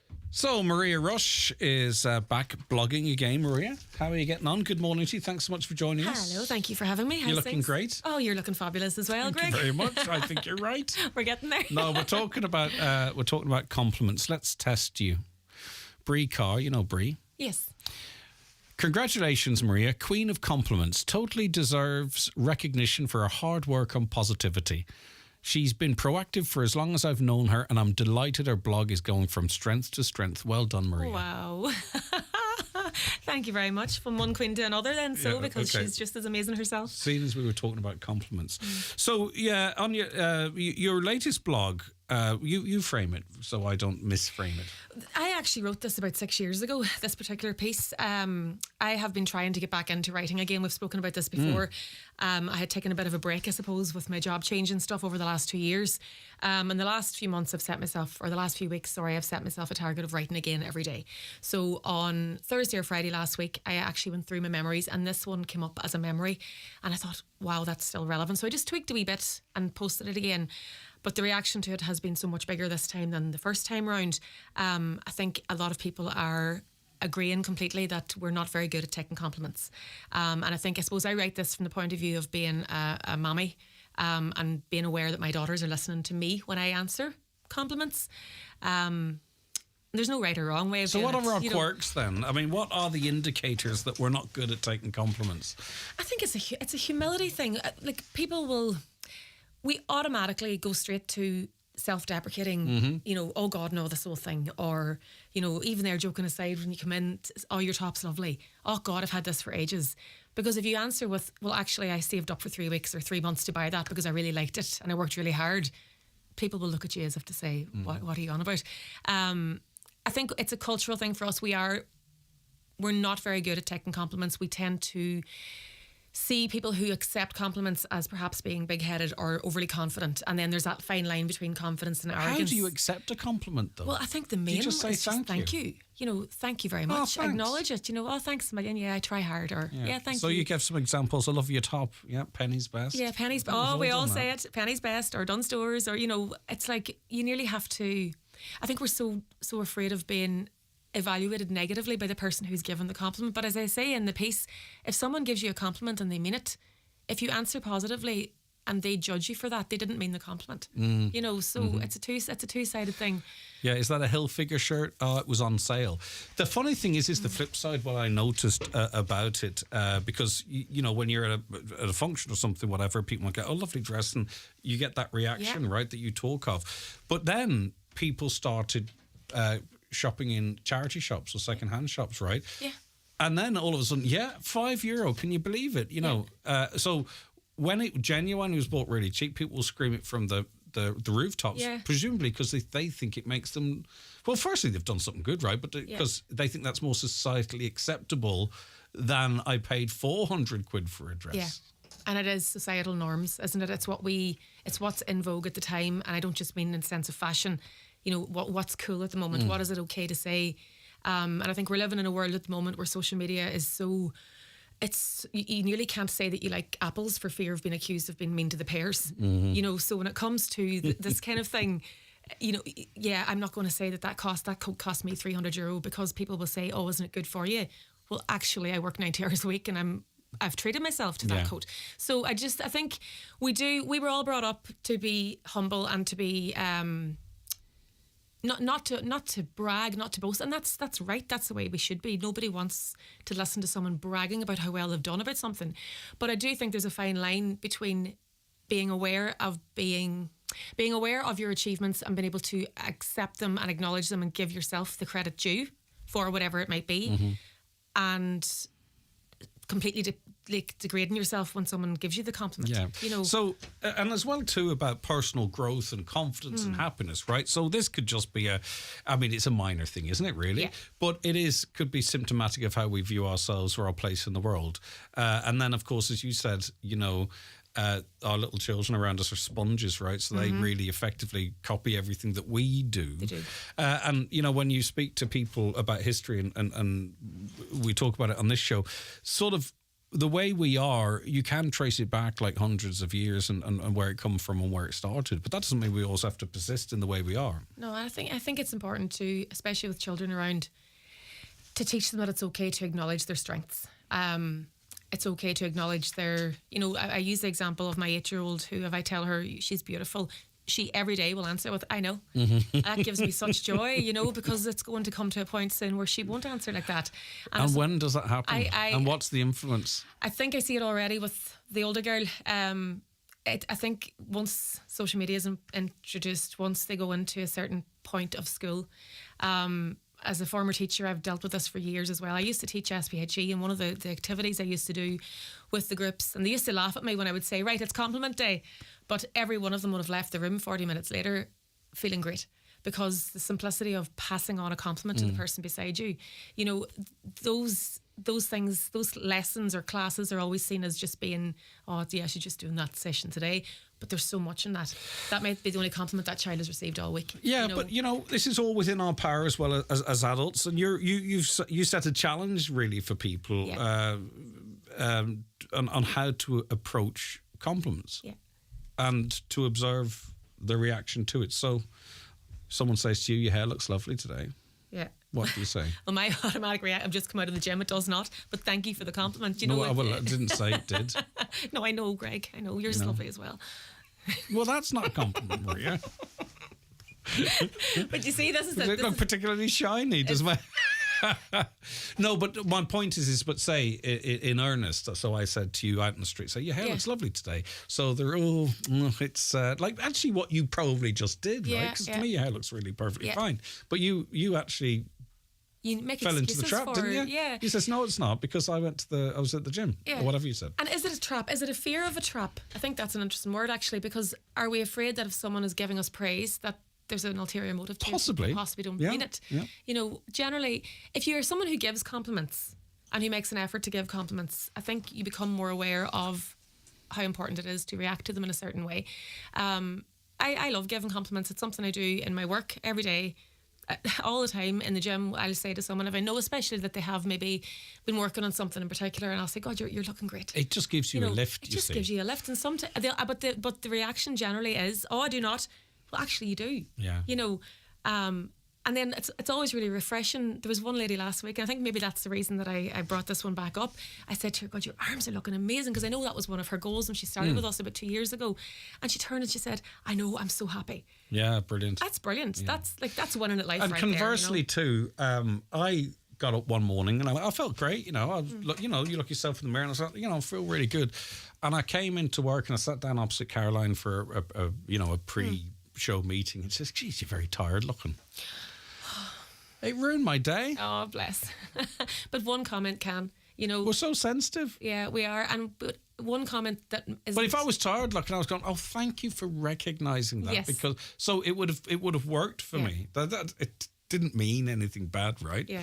And I didn't take any. But my point is we're very sensitive. It's a ripple effect, isn't it? It's And very- also, yeah. too, you've heard the comments, oh, he's full of himself. That Oh, fella. absolutely. So then people kind of want to sort of offset that a little bit, don't they? But I do address that in the piece as well. You know, if someone is going to be negative about you, they're going to be negative about you whether you're winning, losing, or it doesn't matter what you're doing, and that's on them. Like my very wise father always taught us to always remember who has the problem. That's one line that he has always, since we were wee kids, always instilled to this day. Will say, just remember who has the problem.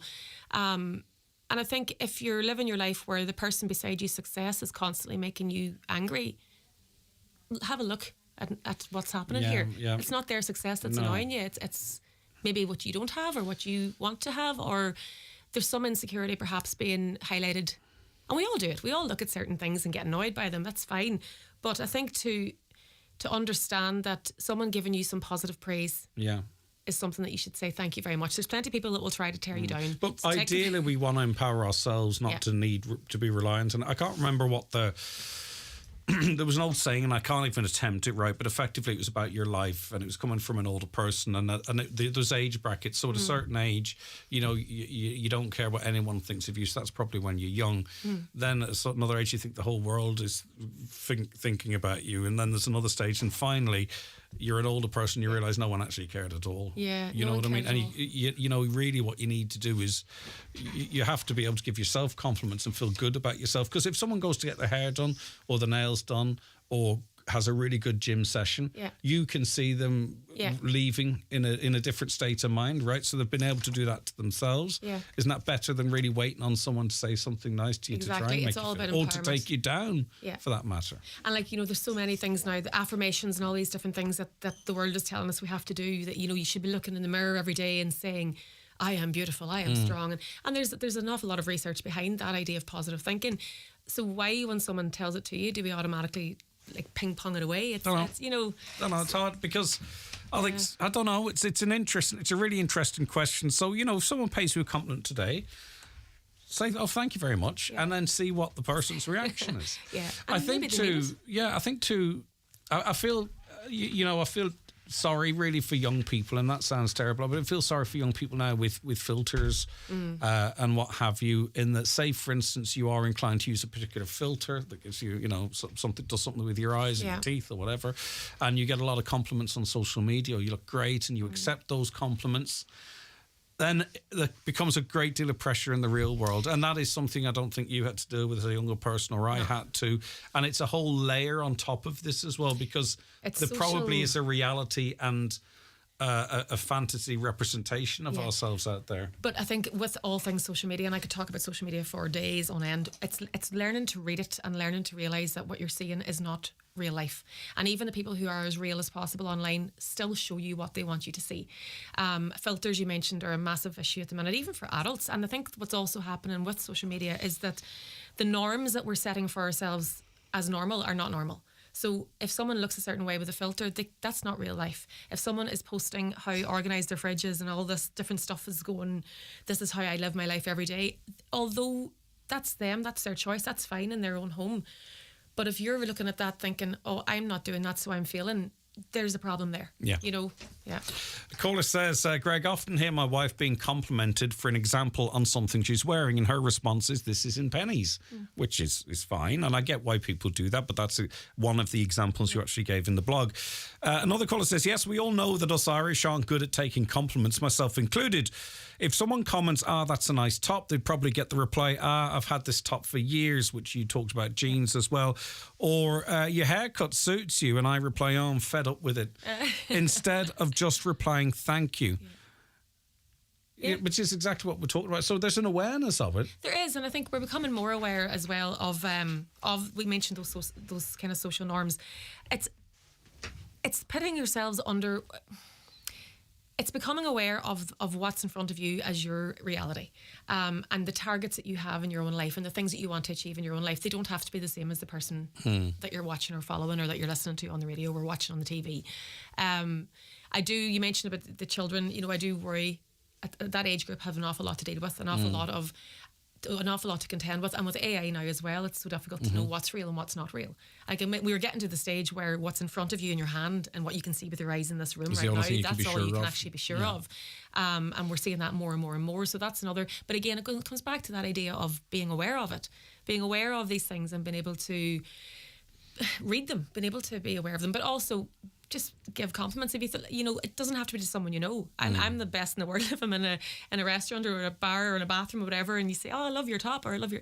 It might be nice. It's not that hard. But Sometimes more it's actually broadly just that speaking, simple. it's very hard, really, I suppose, it's not hard, but to expect someone to love us, right? If we don't love ourselves, do you know what I mean? If you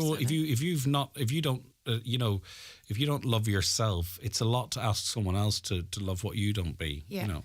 And for some people, it doesn't matter how much you compliment them or how much you tell them that they are one thing or the other. If they can't see it, there's nothing. No, but then we're complex because sometimes you look in the mirror and you go, I feel great, man. Yeah. And then, like, the next day, you're looking, and for some people, it can get to a point where it's really, damaging.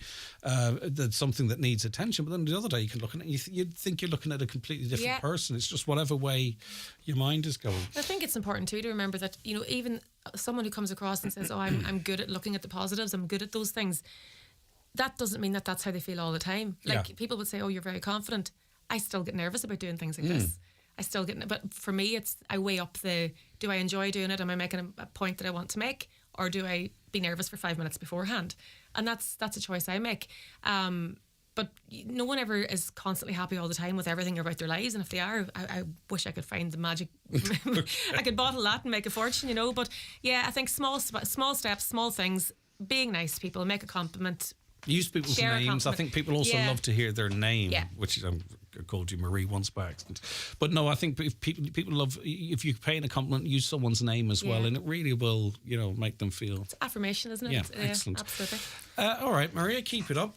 Where can people find your blog and the latest writing? Because we've kind of touched on it, but there's a lot in here for people There's to a go lot through. in here. And to recognise as well. Yeah. Because it's funny, the people, they may not necessarily have read your blog, but they've sort of come back with the same sort of examples of how they bat away the compliments. Yeah.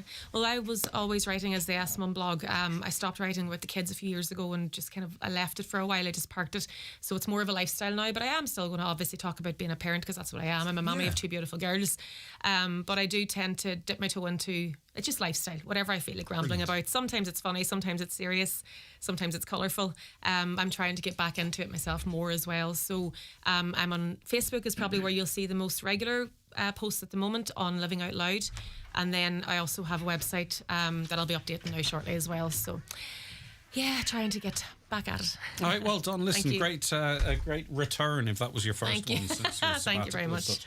Okay, I'm going to chat to Danny after these. The county's #1 talk show, The 9 till Noon Show on Highland Radio.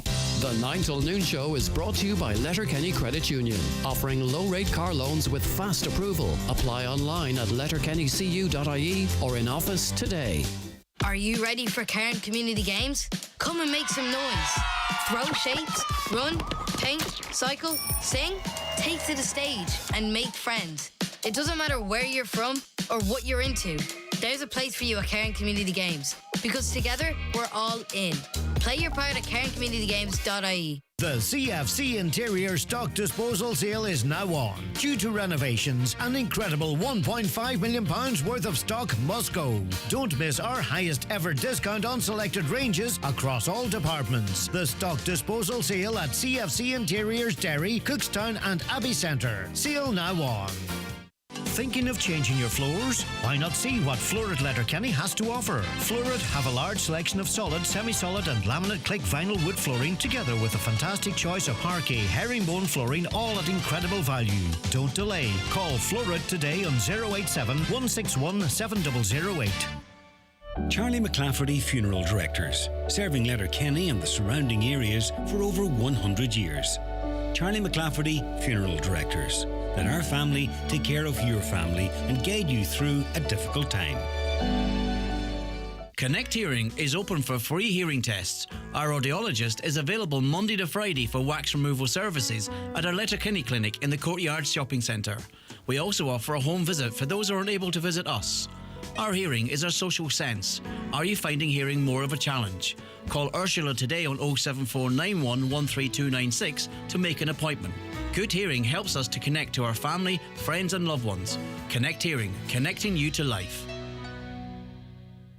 As soon as we mention the following from Aldi, you probably won't be able to concentrate on anything else. So, hope you're not doing dental work. Cottage pie made with Board Bia quality assured Irish organic lean round steak mince 5% fat was $4.99, now $3.99. One of our Super 6 fresh meat offers this week. Buy all 6 and save even more. Follow the path to lower prices. Go all Aldi. See in-store or online for offers, terms and conditions while stocks last. Danny, good morning to you. Good morning, Greg. You're looking well, Danny. And hello again. It's not been that long since we last spoke. It was February the 14th, Valentine's Day. That's correct. I remember quite clearly. Right, okay. What's your view about us and our ability to take compliments?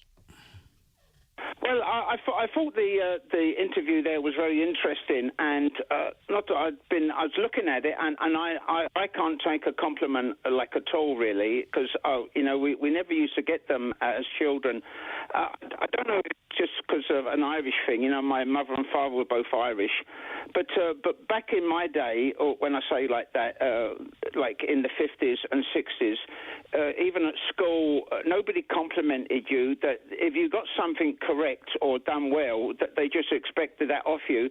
You only got scolded when you did something wrong. So compliments was very scarce, like, you know, and I realise that now. So with my nieces and nephews, I've always sort of complimented them when, you know, just to give them sort of like self-confidence. Mm.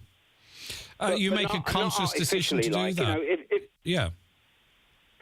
Yeah. But, no, if they do something well, I say that's a good job, because, you see, I used to do, like, I still do good jobs, but you never got any compliments because it was just expected. The people, it wasn't harsh. Like, my mother and father was very loving people, but they just expected you to pick it up straight away and do everything correctly. Yeah. You know, and as a youngster, you make mistakes. But then I find in life, like, that was going through school. But then when I left school and I was a young lad, like, I was very conscious of different things. Not like my body in a way, but my hair I used to be conscious of that, because my hair was a bit unruly, like, you know. Mm-hmm. Even if now I brush and comb my hair in the morning, but when this wind comes, it sends it all over the place. I might as well not bother. Does that bother you? It does indeed, yeah, because I like to be, you know, my relatives, they always used to look sort of like spick and span, but I looked, like a bit dishevelled. As my niece said to me one time, because I was doing the farming, I think I had different boots on, like working trousers, and they was tied up with rope, and she said, "What do you look like?" I said, "I look like a sort of farmer." She said, "You look like Compo." You know, and I found that very funny, but that's it. I'm not self-conscious about my appearance that way, but as a youngster, like in my teens, my hair was very something I was sensitive about. But does it I get you, but say how you say, right, you didn't receive compliments as a young person. In fact, you were only spoken to when you were scolded. We all remember, you know, children speak when they're spoken to. Has that in any way damaged you as an adult? Not damaged in a... I'm not trying to say, you know, in a necessarily, very, very bad way, but it has. Do you think it's affected you as an adult and your confidence? Or? Oh, yeah, it's impacted on my life a bit, yeah, because, you not self-conscious, but I am conscious of things like that. And I don't go around looking for praise or compliments, but there. And when I do get some now in later life, I get quite embarrassed.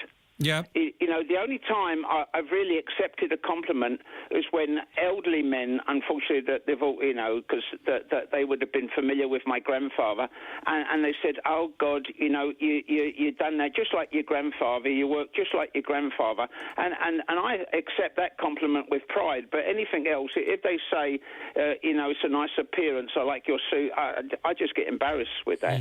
Okay. Well, you shouldn't, Danny. You shouldn't. You should embrace your compliments. No, it's not. I mean, because I'm not like totally self-conscious. You know, like I say about my hair. I've been cutting my own hair for over 50 years now. Me too. Because I got fed up with going to the barbers and paying them to cut my hair and make such a bad job of it that I had to come home and rectify it. So for the last 52 years, I've been cutting my own hair, which wasn't a problem for me during COVID. And also shoes. My father was a great lover of good pair of shoes, and so I am, and like to keep them in good order. Good. Well but an expensive pair of leather shoes, was too costly when I was younger. So I had to go and get the cheaper version. And if any of my friends found that I had the cheaper version, I would be slated. It was all about aspiration, sort of money and things like that. You're wearing more expensive. That's why I was pleased when you said about the charity shops, because I've done a lot of shopping in charity shops. Yeah, and people will be things proud like of that. it now. Yeah, just going into them. I think so. When people pick up a bargain in a charity shop, it's a double whammy because they get a compliment and are happy about that, but also, they're donating to a charity. And for some reason, that seems to be like a shield that allows them to say, thank you, I do look great. Danny, listen, keep it. Thank you very much. We'll chat to you again. Young people seem to believe table manners are no longer relevant.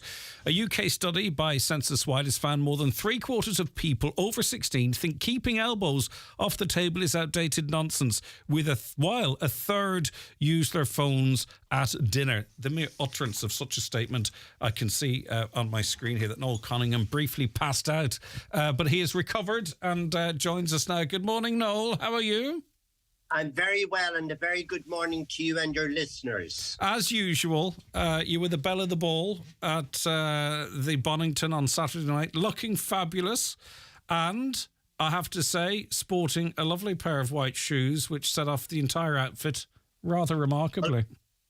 Well, what a splendid opportunity to celebrate somebody that I think is slightly, how shall we say, flowing under the radar. Moya Brennan is respected and loved all over the world, and she's won. I mean, when you think, forget about Broadway and New York and Hollywood, she's won every possible award and accolade that can be attributed to any international star.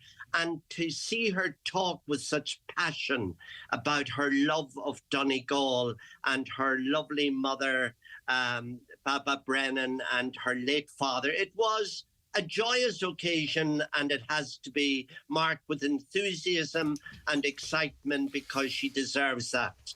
Incredibly humble lady as well. At least that's the impression I got. I can't claim. I've interviewed Moya a couple of times, but certainly the way she holds herself, which is perfectly as well, though, if you didn't know of her achievements, she doesn't give off that air of the contribution. It's the contribution he has to not just to music but to culture, and Absolutely, and you are so right. I have seldom met someone of such renown and such note that carries her humility like a beautiful cloak. A gorgeous person, a lovely soul, a lovely family, beautiful son and daughter who have a lot of their lovely mum and dad's qualities. So a real cause célèbre, lovely evening, and well done to the Donegal Association in Dublin. And just finally on that, I mean, Bono gets a bit of criticism in Ireland, but he's one of the biggest superstars in the world, packing out that new dome over in America, internationally renowned, recognised. I thought he was never going to shut up in his praise of Moya Brennan on the night. He went to town. Wasn't it lovely? It was absolutely unbelievable. It was lovely. Now, Bono has been accused of being a bit like myself, tends to talk a little bit too much at times. And he didn't let us down, shall we say. But you know what? Behind all the beautiful sort of things he said, and reading between the lines, you could see the respect and love he has for very Moya clever. Brennan. His language was very clever, and it landed right on point. obviously, you know, it was in his own inimitable way, but the points that he wanted to make were all there, landed there, talked of the change in the rules somewhat, where someone from outside of the county can now be a Donegal person. And it just set the whole, I think it was he referenced that. But anyway, it was, and it just set up the night really, really nicely. So lovely to actually be able to touch base with you on that, Noel, because it was just a lovely evening and just to recognise that. But talking about table manners, I find I'm confused on this one, right? Because you know what? I'm one of these live and let live types as well. Do you know what I mean? But you can't help but notice that sometimes you see people, I've got a son myself who, despite my protestation, struggles to actually use a knife and fork. Should I care? You know what? I have this wonderful, wonderful sentence that I use when I'm discussing this with younger members of my family, my lovely nephews and nieces, and now their children, because their children are now coming of an age. My grandnephews and grandnieces, or rather, I'm of an age, and I say to them, look at A, B, or C. You take a girlfriend or a boyfriend out to dinner.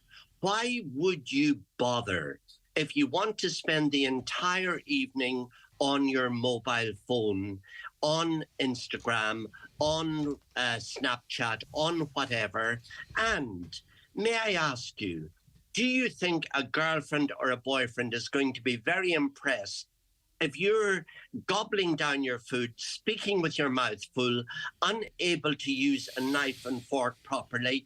And you know, we have to have some basic standards. The lovely Fred Astaire, going back a lifetime ago, said, how do we expect our children to have good manners and how to conduct themselves socially when they see none of it in the home? And it should begin in the home, because my point is always this: I'm not an old fuddy-duddy. I think I'm quite cool for an old fella. That's the reason for putting on my sneakers with my beautiful McGee suit on Saturday night, to be real cool. But I say there is nothing old-fashioned about doing things right. Also, I think, Noel, people might get mixed up in what we're talking about here, because people might think it's about class, or I don't recognize classes, by the way, but people might think it's about, you know, whether you're wealthy or you're not, what your background might. This is nothing, in my view anyway, it's got nothing to do with that.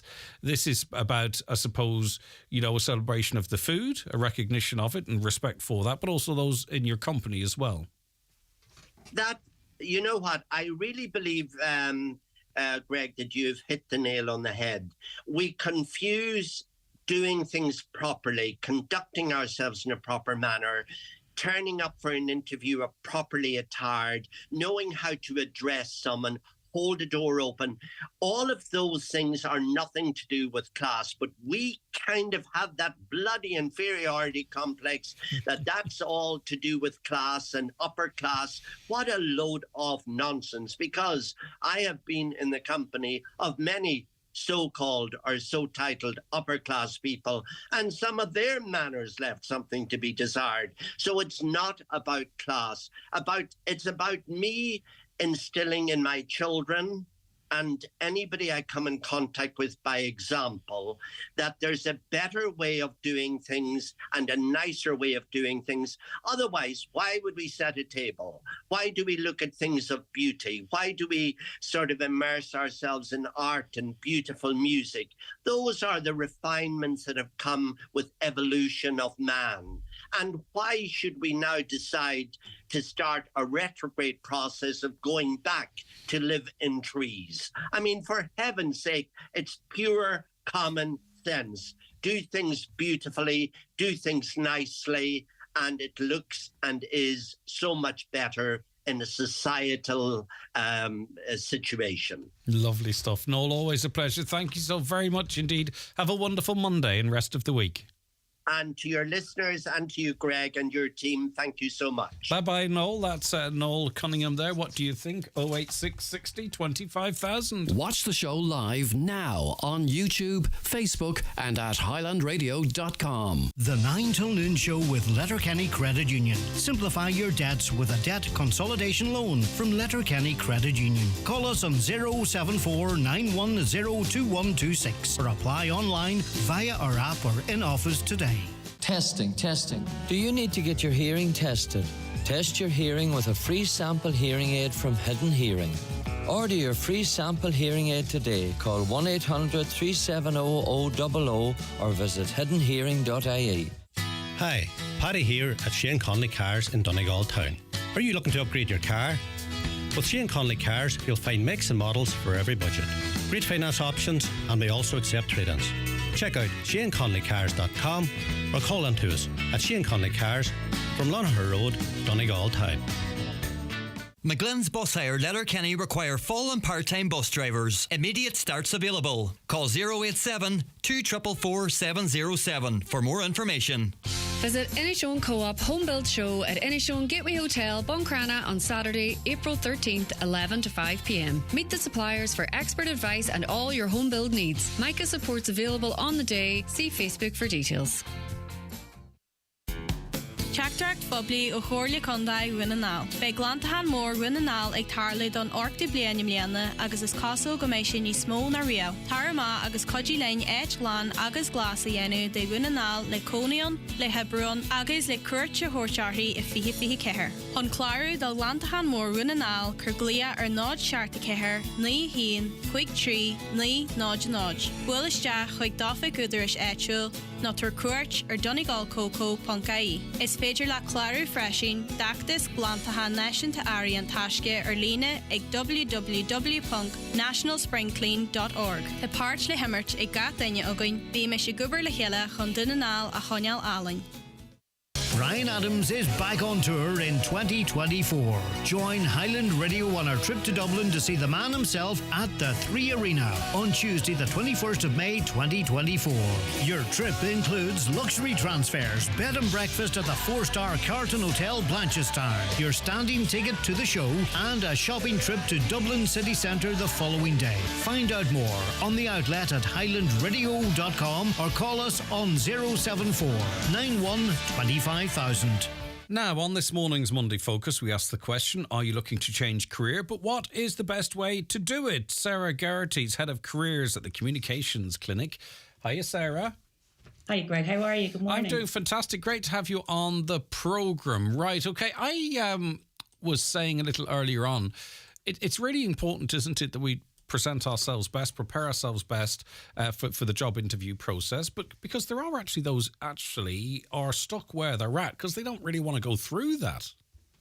Oh, it's so much more common than we think. You know, I meet people all the time who are really capable and they've loads of great experience and they'll often say, I'm not going to go for it. And when you drill down into it with them, it's because they don't want to go through the interview process. But what I'd really impress upon people is that if you can prepare in the right way, you're putting yourself in a really, really great position, not only to do a good interview, but also to feel confident and prepared about doing it, you know, because I'd always say, Greg, confidence can't just be plucked out of the thin air. You know, you have to get it from somewhere. So a couple of the pitfalls that we see people make throughout my job in the communications clinic are that people prepare, but they don't prepare in the right way. So they might, for example, have put together a super CV and a great cover letter. But when it comes to the interview I was just listening to your ads there, you know, for the bus driver to be, you know, working car sales, to go in for a role in Donegal County Council. They've learned maybe their CV off by heart, but that hasn't put them in a position that you're doing every day, I suppose, which is going and talking like a human being out loud to another group of human beings, you know. So the first thing that I would say to do is you want to be really, really clear on what the job is and not just what the spec says, because sometimes the job spec can be a language of its own. But you want to be really, really clear on the needs of the people hiring. So the needs of that bus company, the needs of Donegal County Council, what specific skills are required, what will help them, what will add value to them. And then, Greg, your best friend is coming up with a bank of stories that's going to help prove to those people that you have the skills and the competencies and the experience and the attributes required. And in the environment that we're in, like, you want to fix the problem for the person, because you know it can be difficult to hire at the moment. So if you really want that job, you have to also recognise, all right, you've got a problem and I'm the solution. That's such a brilliant way of putting it. I put it like that. It's a job spec is often a set of problems, and I'm going in to prove that I can solve your problems, or it's a set of needs. So how do I go in and address those needs? And Greg, that kind of comes to one of the greatest pitfalls that people make. They don't approach the job interview from the employer's point of view. They approach it from their point of view. So it's interesting that you say that, because I was talking to a vet a couple of weeks ago, and the vet had all the qualifications and the academics that you would expect a vet to have, thank God. But when we drilled down into it, what they realised going for an interview in a rural practice was that the boss, the person in charge, was looking at retiring in probably about 10 to 15 years, or less than that if they were lucky. And what they really wanted was someone who was going to be a safe pair of hands, and that they could eventually pass this practice, which was like their baby, over to this new person who was able to build and maintain relationships with farmers in the local area and things like that. So absolutely, that's a set of problems, and you're going in to say, I know what your problems are.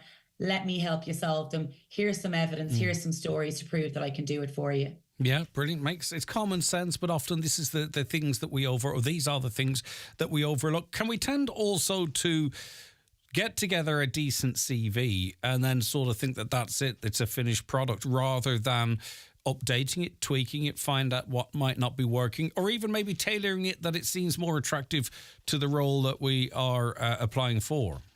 Absolutely. So, right, there's no point in me putting together a CV for Highland Radio and firing the same one out to Donegal County Council, to the insurance company in the area, and to a couple of cafes and restaurants in the same, in Buncrana and Letterkenny, because they're going to look at it straight away and say, do they know what we need? Do they know what our problems are? Do they know what our needs are? So absolutely, I would say your CV is always, it's always a work in progress, and you should always be looking at adapting and tweaking it. You can absolutely get a master copy down, where it has basically the components that a good CV requires.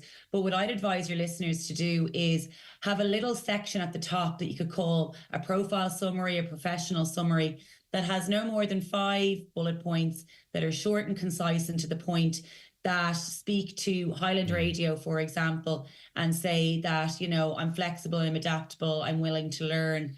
Or, Donegal County Council, I understand that people in the local area are the heart of everything that we do, but to have something at the top of the page that will immediately jump off the page. Because remember, everybody, people going through CVs are doing a lot of that, right? They're reading through a lot of CVs, and I want mine to be different to yours, and you want yours to be different to your best friends, and so on and so on. So have a piece at the top that isn't just your leaving cert and, the jobs that you've done over the past 15 years, that it speaks to the job you're applying for. Listen, we're top third conditioned now, whether it's, the websites, social media, whatever. You need to hit us quick, don't you? You do. Also, we were talking earlier on, and by coincidence, about confidence. We were speaking to a lady behind a blog about how we're not really good at accepting compliments. So if you are that way, how are you going to sit down really and talk about how great you are? Because you might have doubts in relation to that. And I can imagine a lot of your conversations that you might have, Sarah, is finding people's positives, what they bring, how good they are. And you say, no, write that down. That's a really good thing. And they're like, oh, well, I didn't really. Do you find that you sort of have to tease that out of people? Absolutely. And what you really have to do is more than just write it down, it's say it out loud. Greg, I'm sure you're very familiar with the fact that you can't just think about what you're going to say when you come on air every day. You're going to have to practice. You're going to have to talk it out loud with the people that are around you in there. It's the same with job interviews. What I would say is, if you can match your evidence, so your objective facts to prove that you can do something. So, in my last job in a restaurant, for example, I was communicating nonstop with chefs who were under pressure, with customers who required a high level service.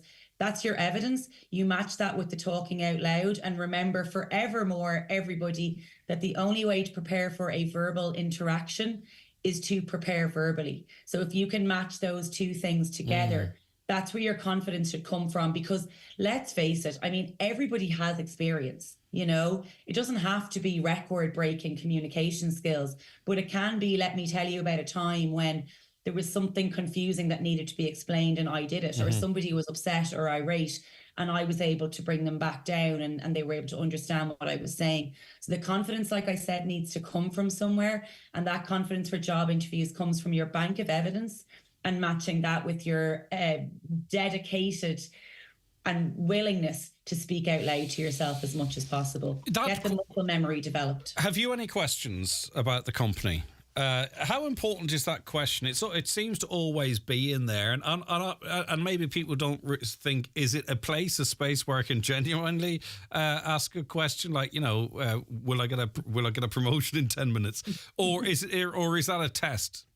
You know, how do you answer that question if it's what, Greg, I actually think it's not a test. I do a lot of work with the interview panels themselves. I think it's an unwise move in an interview, because what's going to happen, you're probably going to get people who have bought into the idea that you have to ask a question. Yeah, for sure. You know, yeah. And you have to be a clever one. Or where do you see the company in 5 years? You know, and that's not what the question's about. No, and it's also again, not proving my ability to do the job either. But then if you go, no, actually I don't. Yeah. So is there a response? Do you say, no, actually, I think most of most of the questions I would have had have been covered in the course of the interview?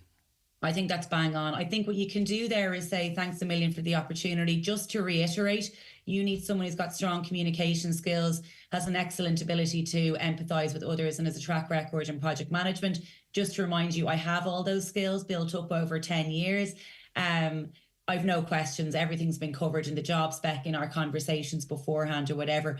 Yeah, but I would certainly not advise anybody to go in and say, when am I going to hear back?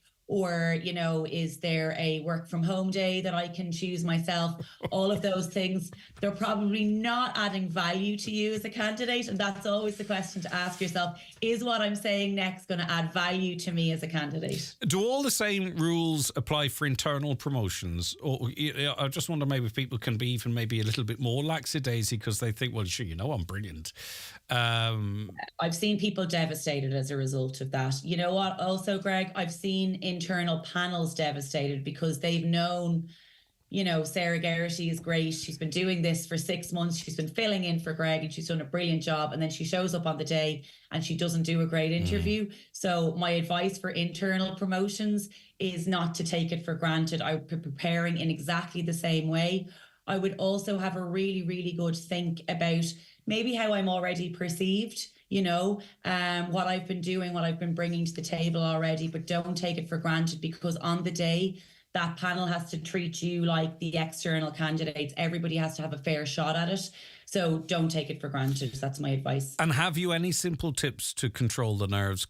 But I think a good interview panel should be able to put someone at ease and understand that maybe, you know, them being nervous in that environment has no real consequence on the job they're applying for. So you would hope a panel does some of that work in that regard. Do you say, listen, sorry, I'm a little bit nervous, or how do you cope with nerves in that interview environment?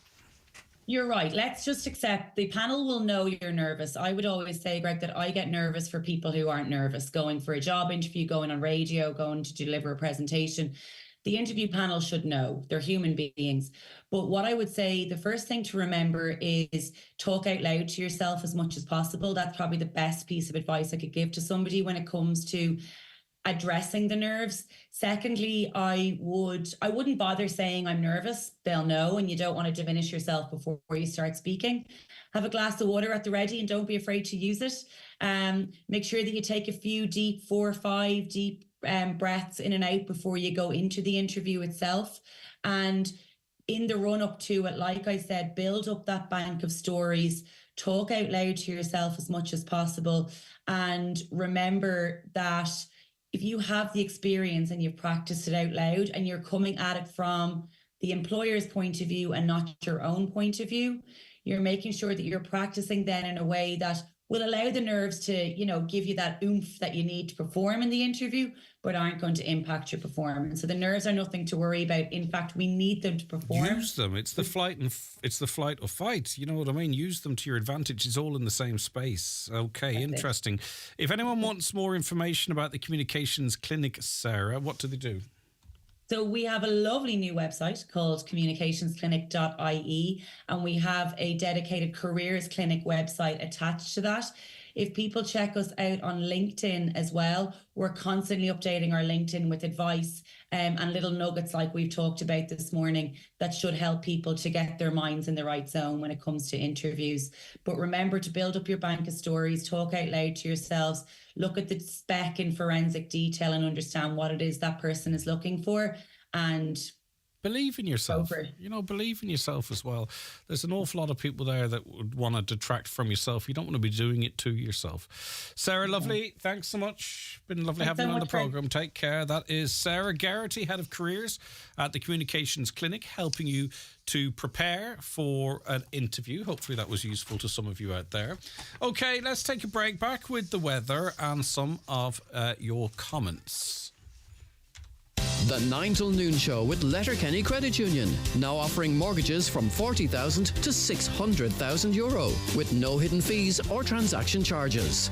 Letterkenny Credit Union, 9102127. Virgin Media is bringing Ireland's best broadband to more and more homes. Big homes, little homes, outhouses, haunted houses, big gaffs in the country, non-bouncy castles. Number 16, Oxbow Lake Houses. The house with all the cats. Get 2 gig full fibre broadband with 99.9% reliability from Virgin Media. It's playtime. T's and C's apply. See virginmedia.ie. Subject to availability. Ireland's best broadband. See virginmedia.ie/proof. It's time to visit Ireland's newest Lexus dealership, Lexus Letterkenny. With 50 years of experience, you can trust us in this new era of electrification. Experience our all-electrified range, including the stunning ES Hybrid Saloon and our award-winning range of plug-in hybrid SUVs. And view our finance offers, including the all-new LBX. Start your 2-for-1 journey with Lexus Letterkenny Port Road. Lexus. Experience amazing. At Century Cinemas, we have a selection of event cinema coming up this April with live shows of The Royal Ballet, Macmillan Celebrated and Swan Lake. Also, the Met Opera La Rondine by Puccini. To make the event even more luxurious, we will be showing it in our premiere screens. To book your tickets, visit our website at centurycinemas.ie. Celebrate exceptional businesses in Donegal. Nominate your favourite for the Highland Radio Customer Service Awards in association with McElhenney's Department Store. Our Customer Service Awards celebrate the businesses that go above and beyond to provide excellent customer service. To nominate your favourite business, simply visit highlandradio.com, fill out the nomination form and tell us why you love this business. The winners will receive recognition at our special award ceremony on June the 9th. Plus, they'll have the satisfaction of knowing that they made a positive impact on their customers.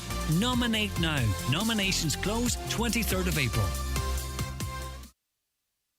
Highland Radio weather updates brought to you by McElhenney's. With over 50 years of serving the community in Donegal, McElhenney's is proud to be part of every moment, big and small. Support local, shop McElhenney's Ballybuffet.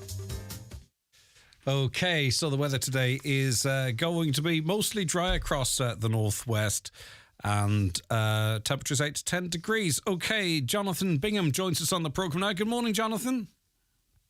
How are you doing? Yes. Good to have you on the programme as chair of the Northern Ireland Amateur Astronomy Society. Right. What are we going to see this evening if we're lucky enough in terms of the partial eclipse from our perspective, is it, Jonathan? Yes, it is. From our location, it's going to be a partial eclipse. The sun, as the sun sets, the moon will be rising, so it will, and you'll just see the bottom of the sun with the moon coming up into it. And as it sets, it's roughly about half an hour is the time. It's further west we are, which is Donegal, which favours Donegal the best. And over here, it's going to be in County Antrim, it's 23 minutes. You're going to see that effect if it's going to be clear. Now, the weather forecast is always against us. It's going to be raining here, so we won't see it at all. So the best chance will be in Donegal. If it's going to be kind of broken cloud. You'll see it, out into the west, and get the high ground or out to the coast there if you can, or whatever. So 7:55. Fingers crossed, you might see something. Yeah, 7:55-ish, about 7:55 p.m. Yes. Of course, around about that. Just as the sun's starting to set there, you'll see it. Don't look directly at the sun. No. If your sunglasses are, or get a bit of paper and put a pinhole in, and then another paper that project the sun's image onto it. That's the safest way. Or if you've got solar glasses, that's be even better. But definitely don't look directly at the sun. No, of course not. Now in America, though, it's going to be going to be huge because there's millions of people descending to the part of the States that actually will see the total eclipse. I mean, it's a massive deal in that area.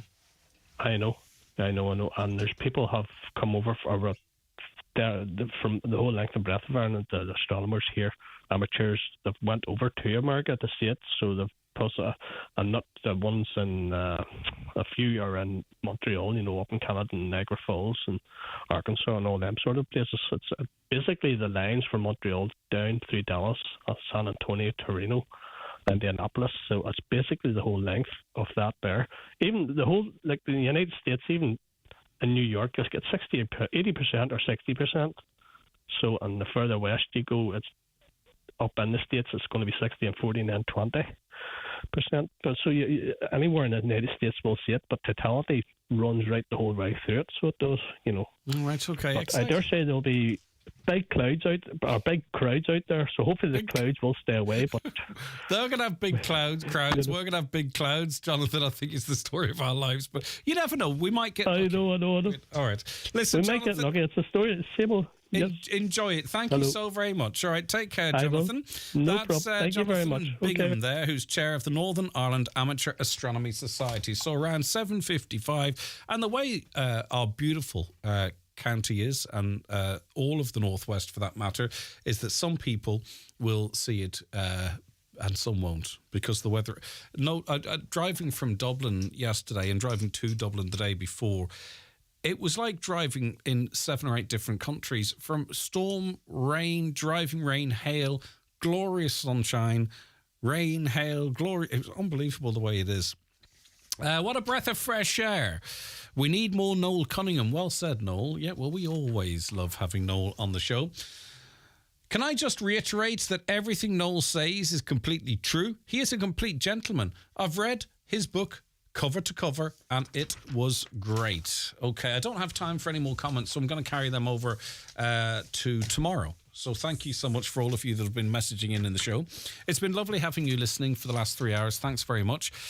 We'll be back tomorrow morning at 9. But for me, Greg Hughes, Caroline Orr, who researched and produces the show, assisted by Shannon Wilkin. Have a wonderful day. Stay tuned because Michaela Clark is around the northwest after we take a break for the news at 12.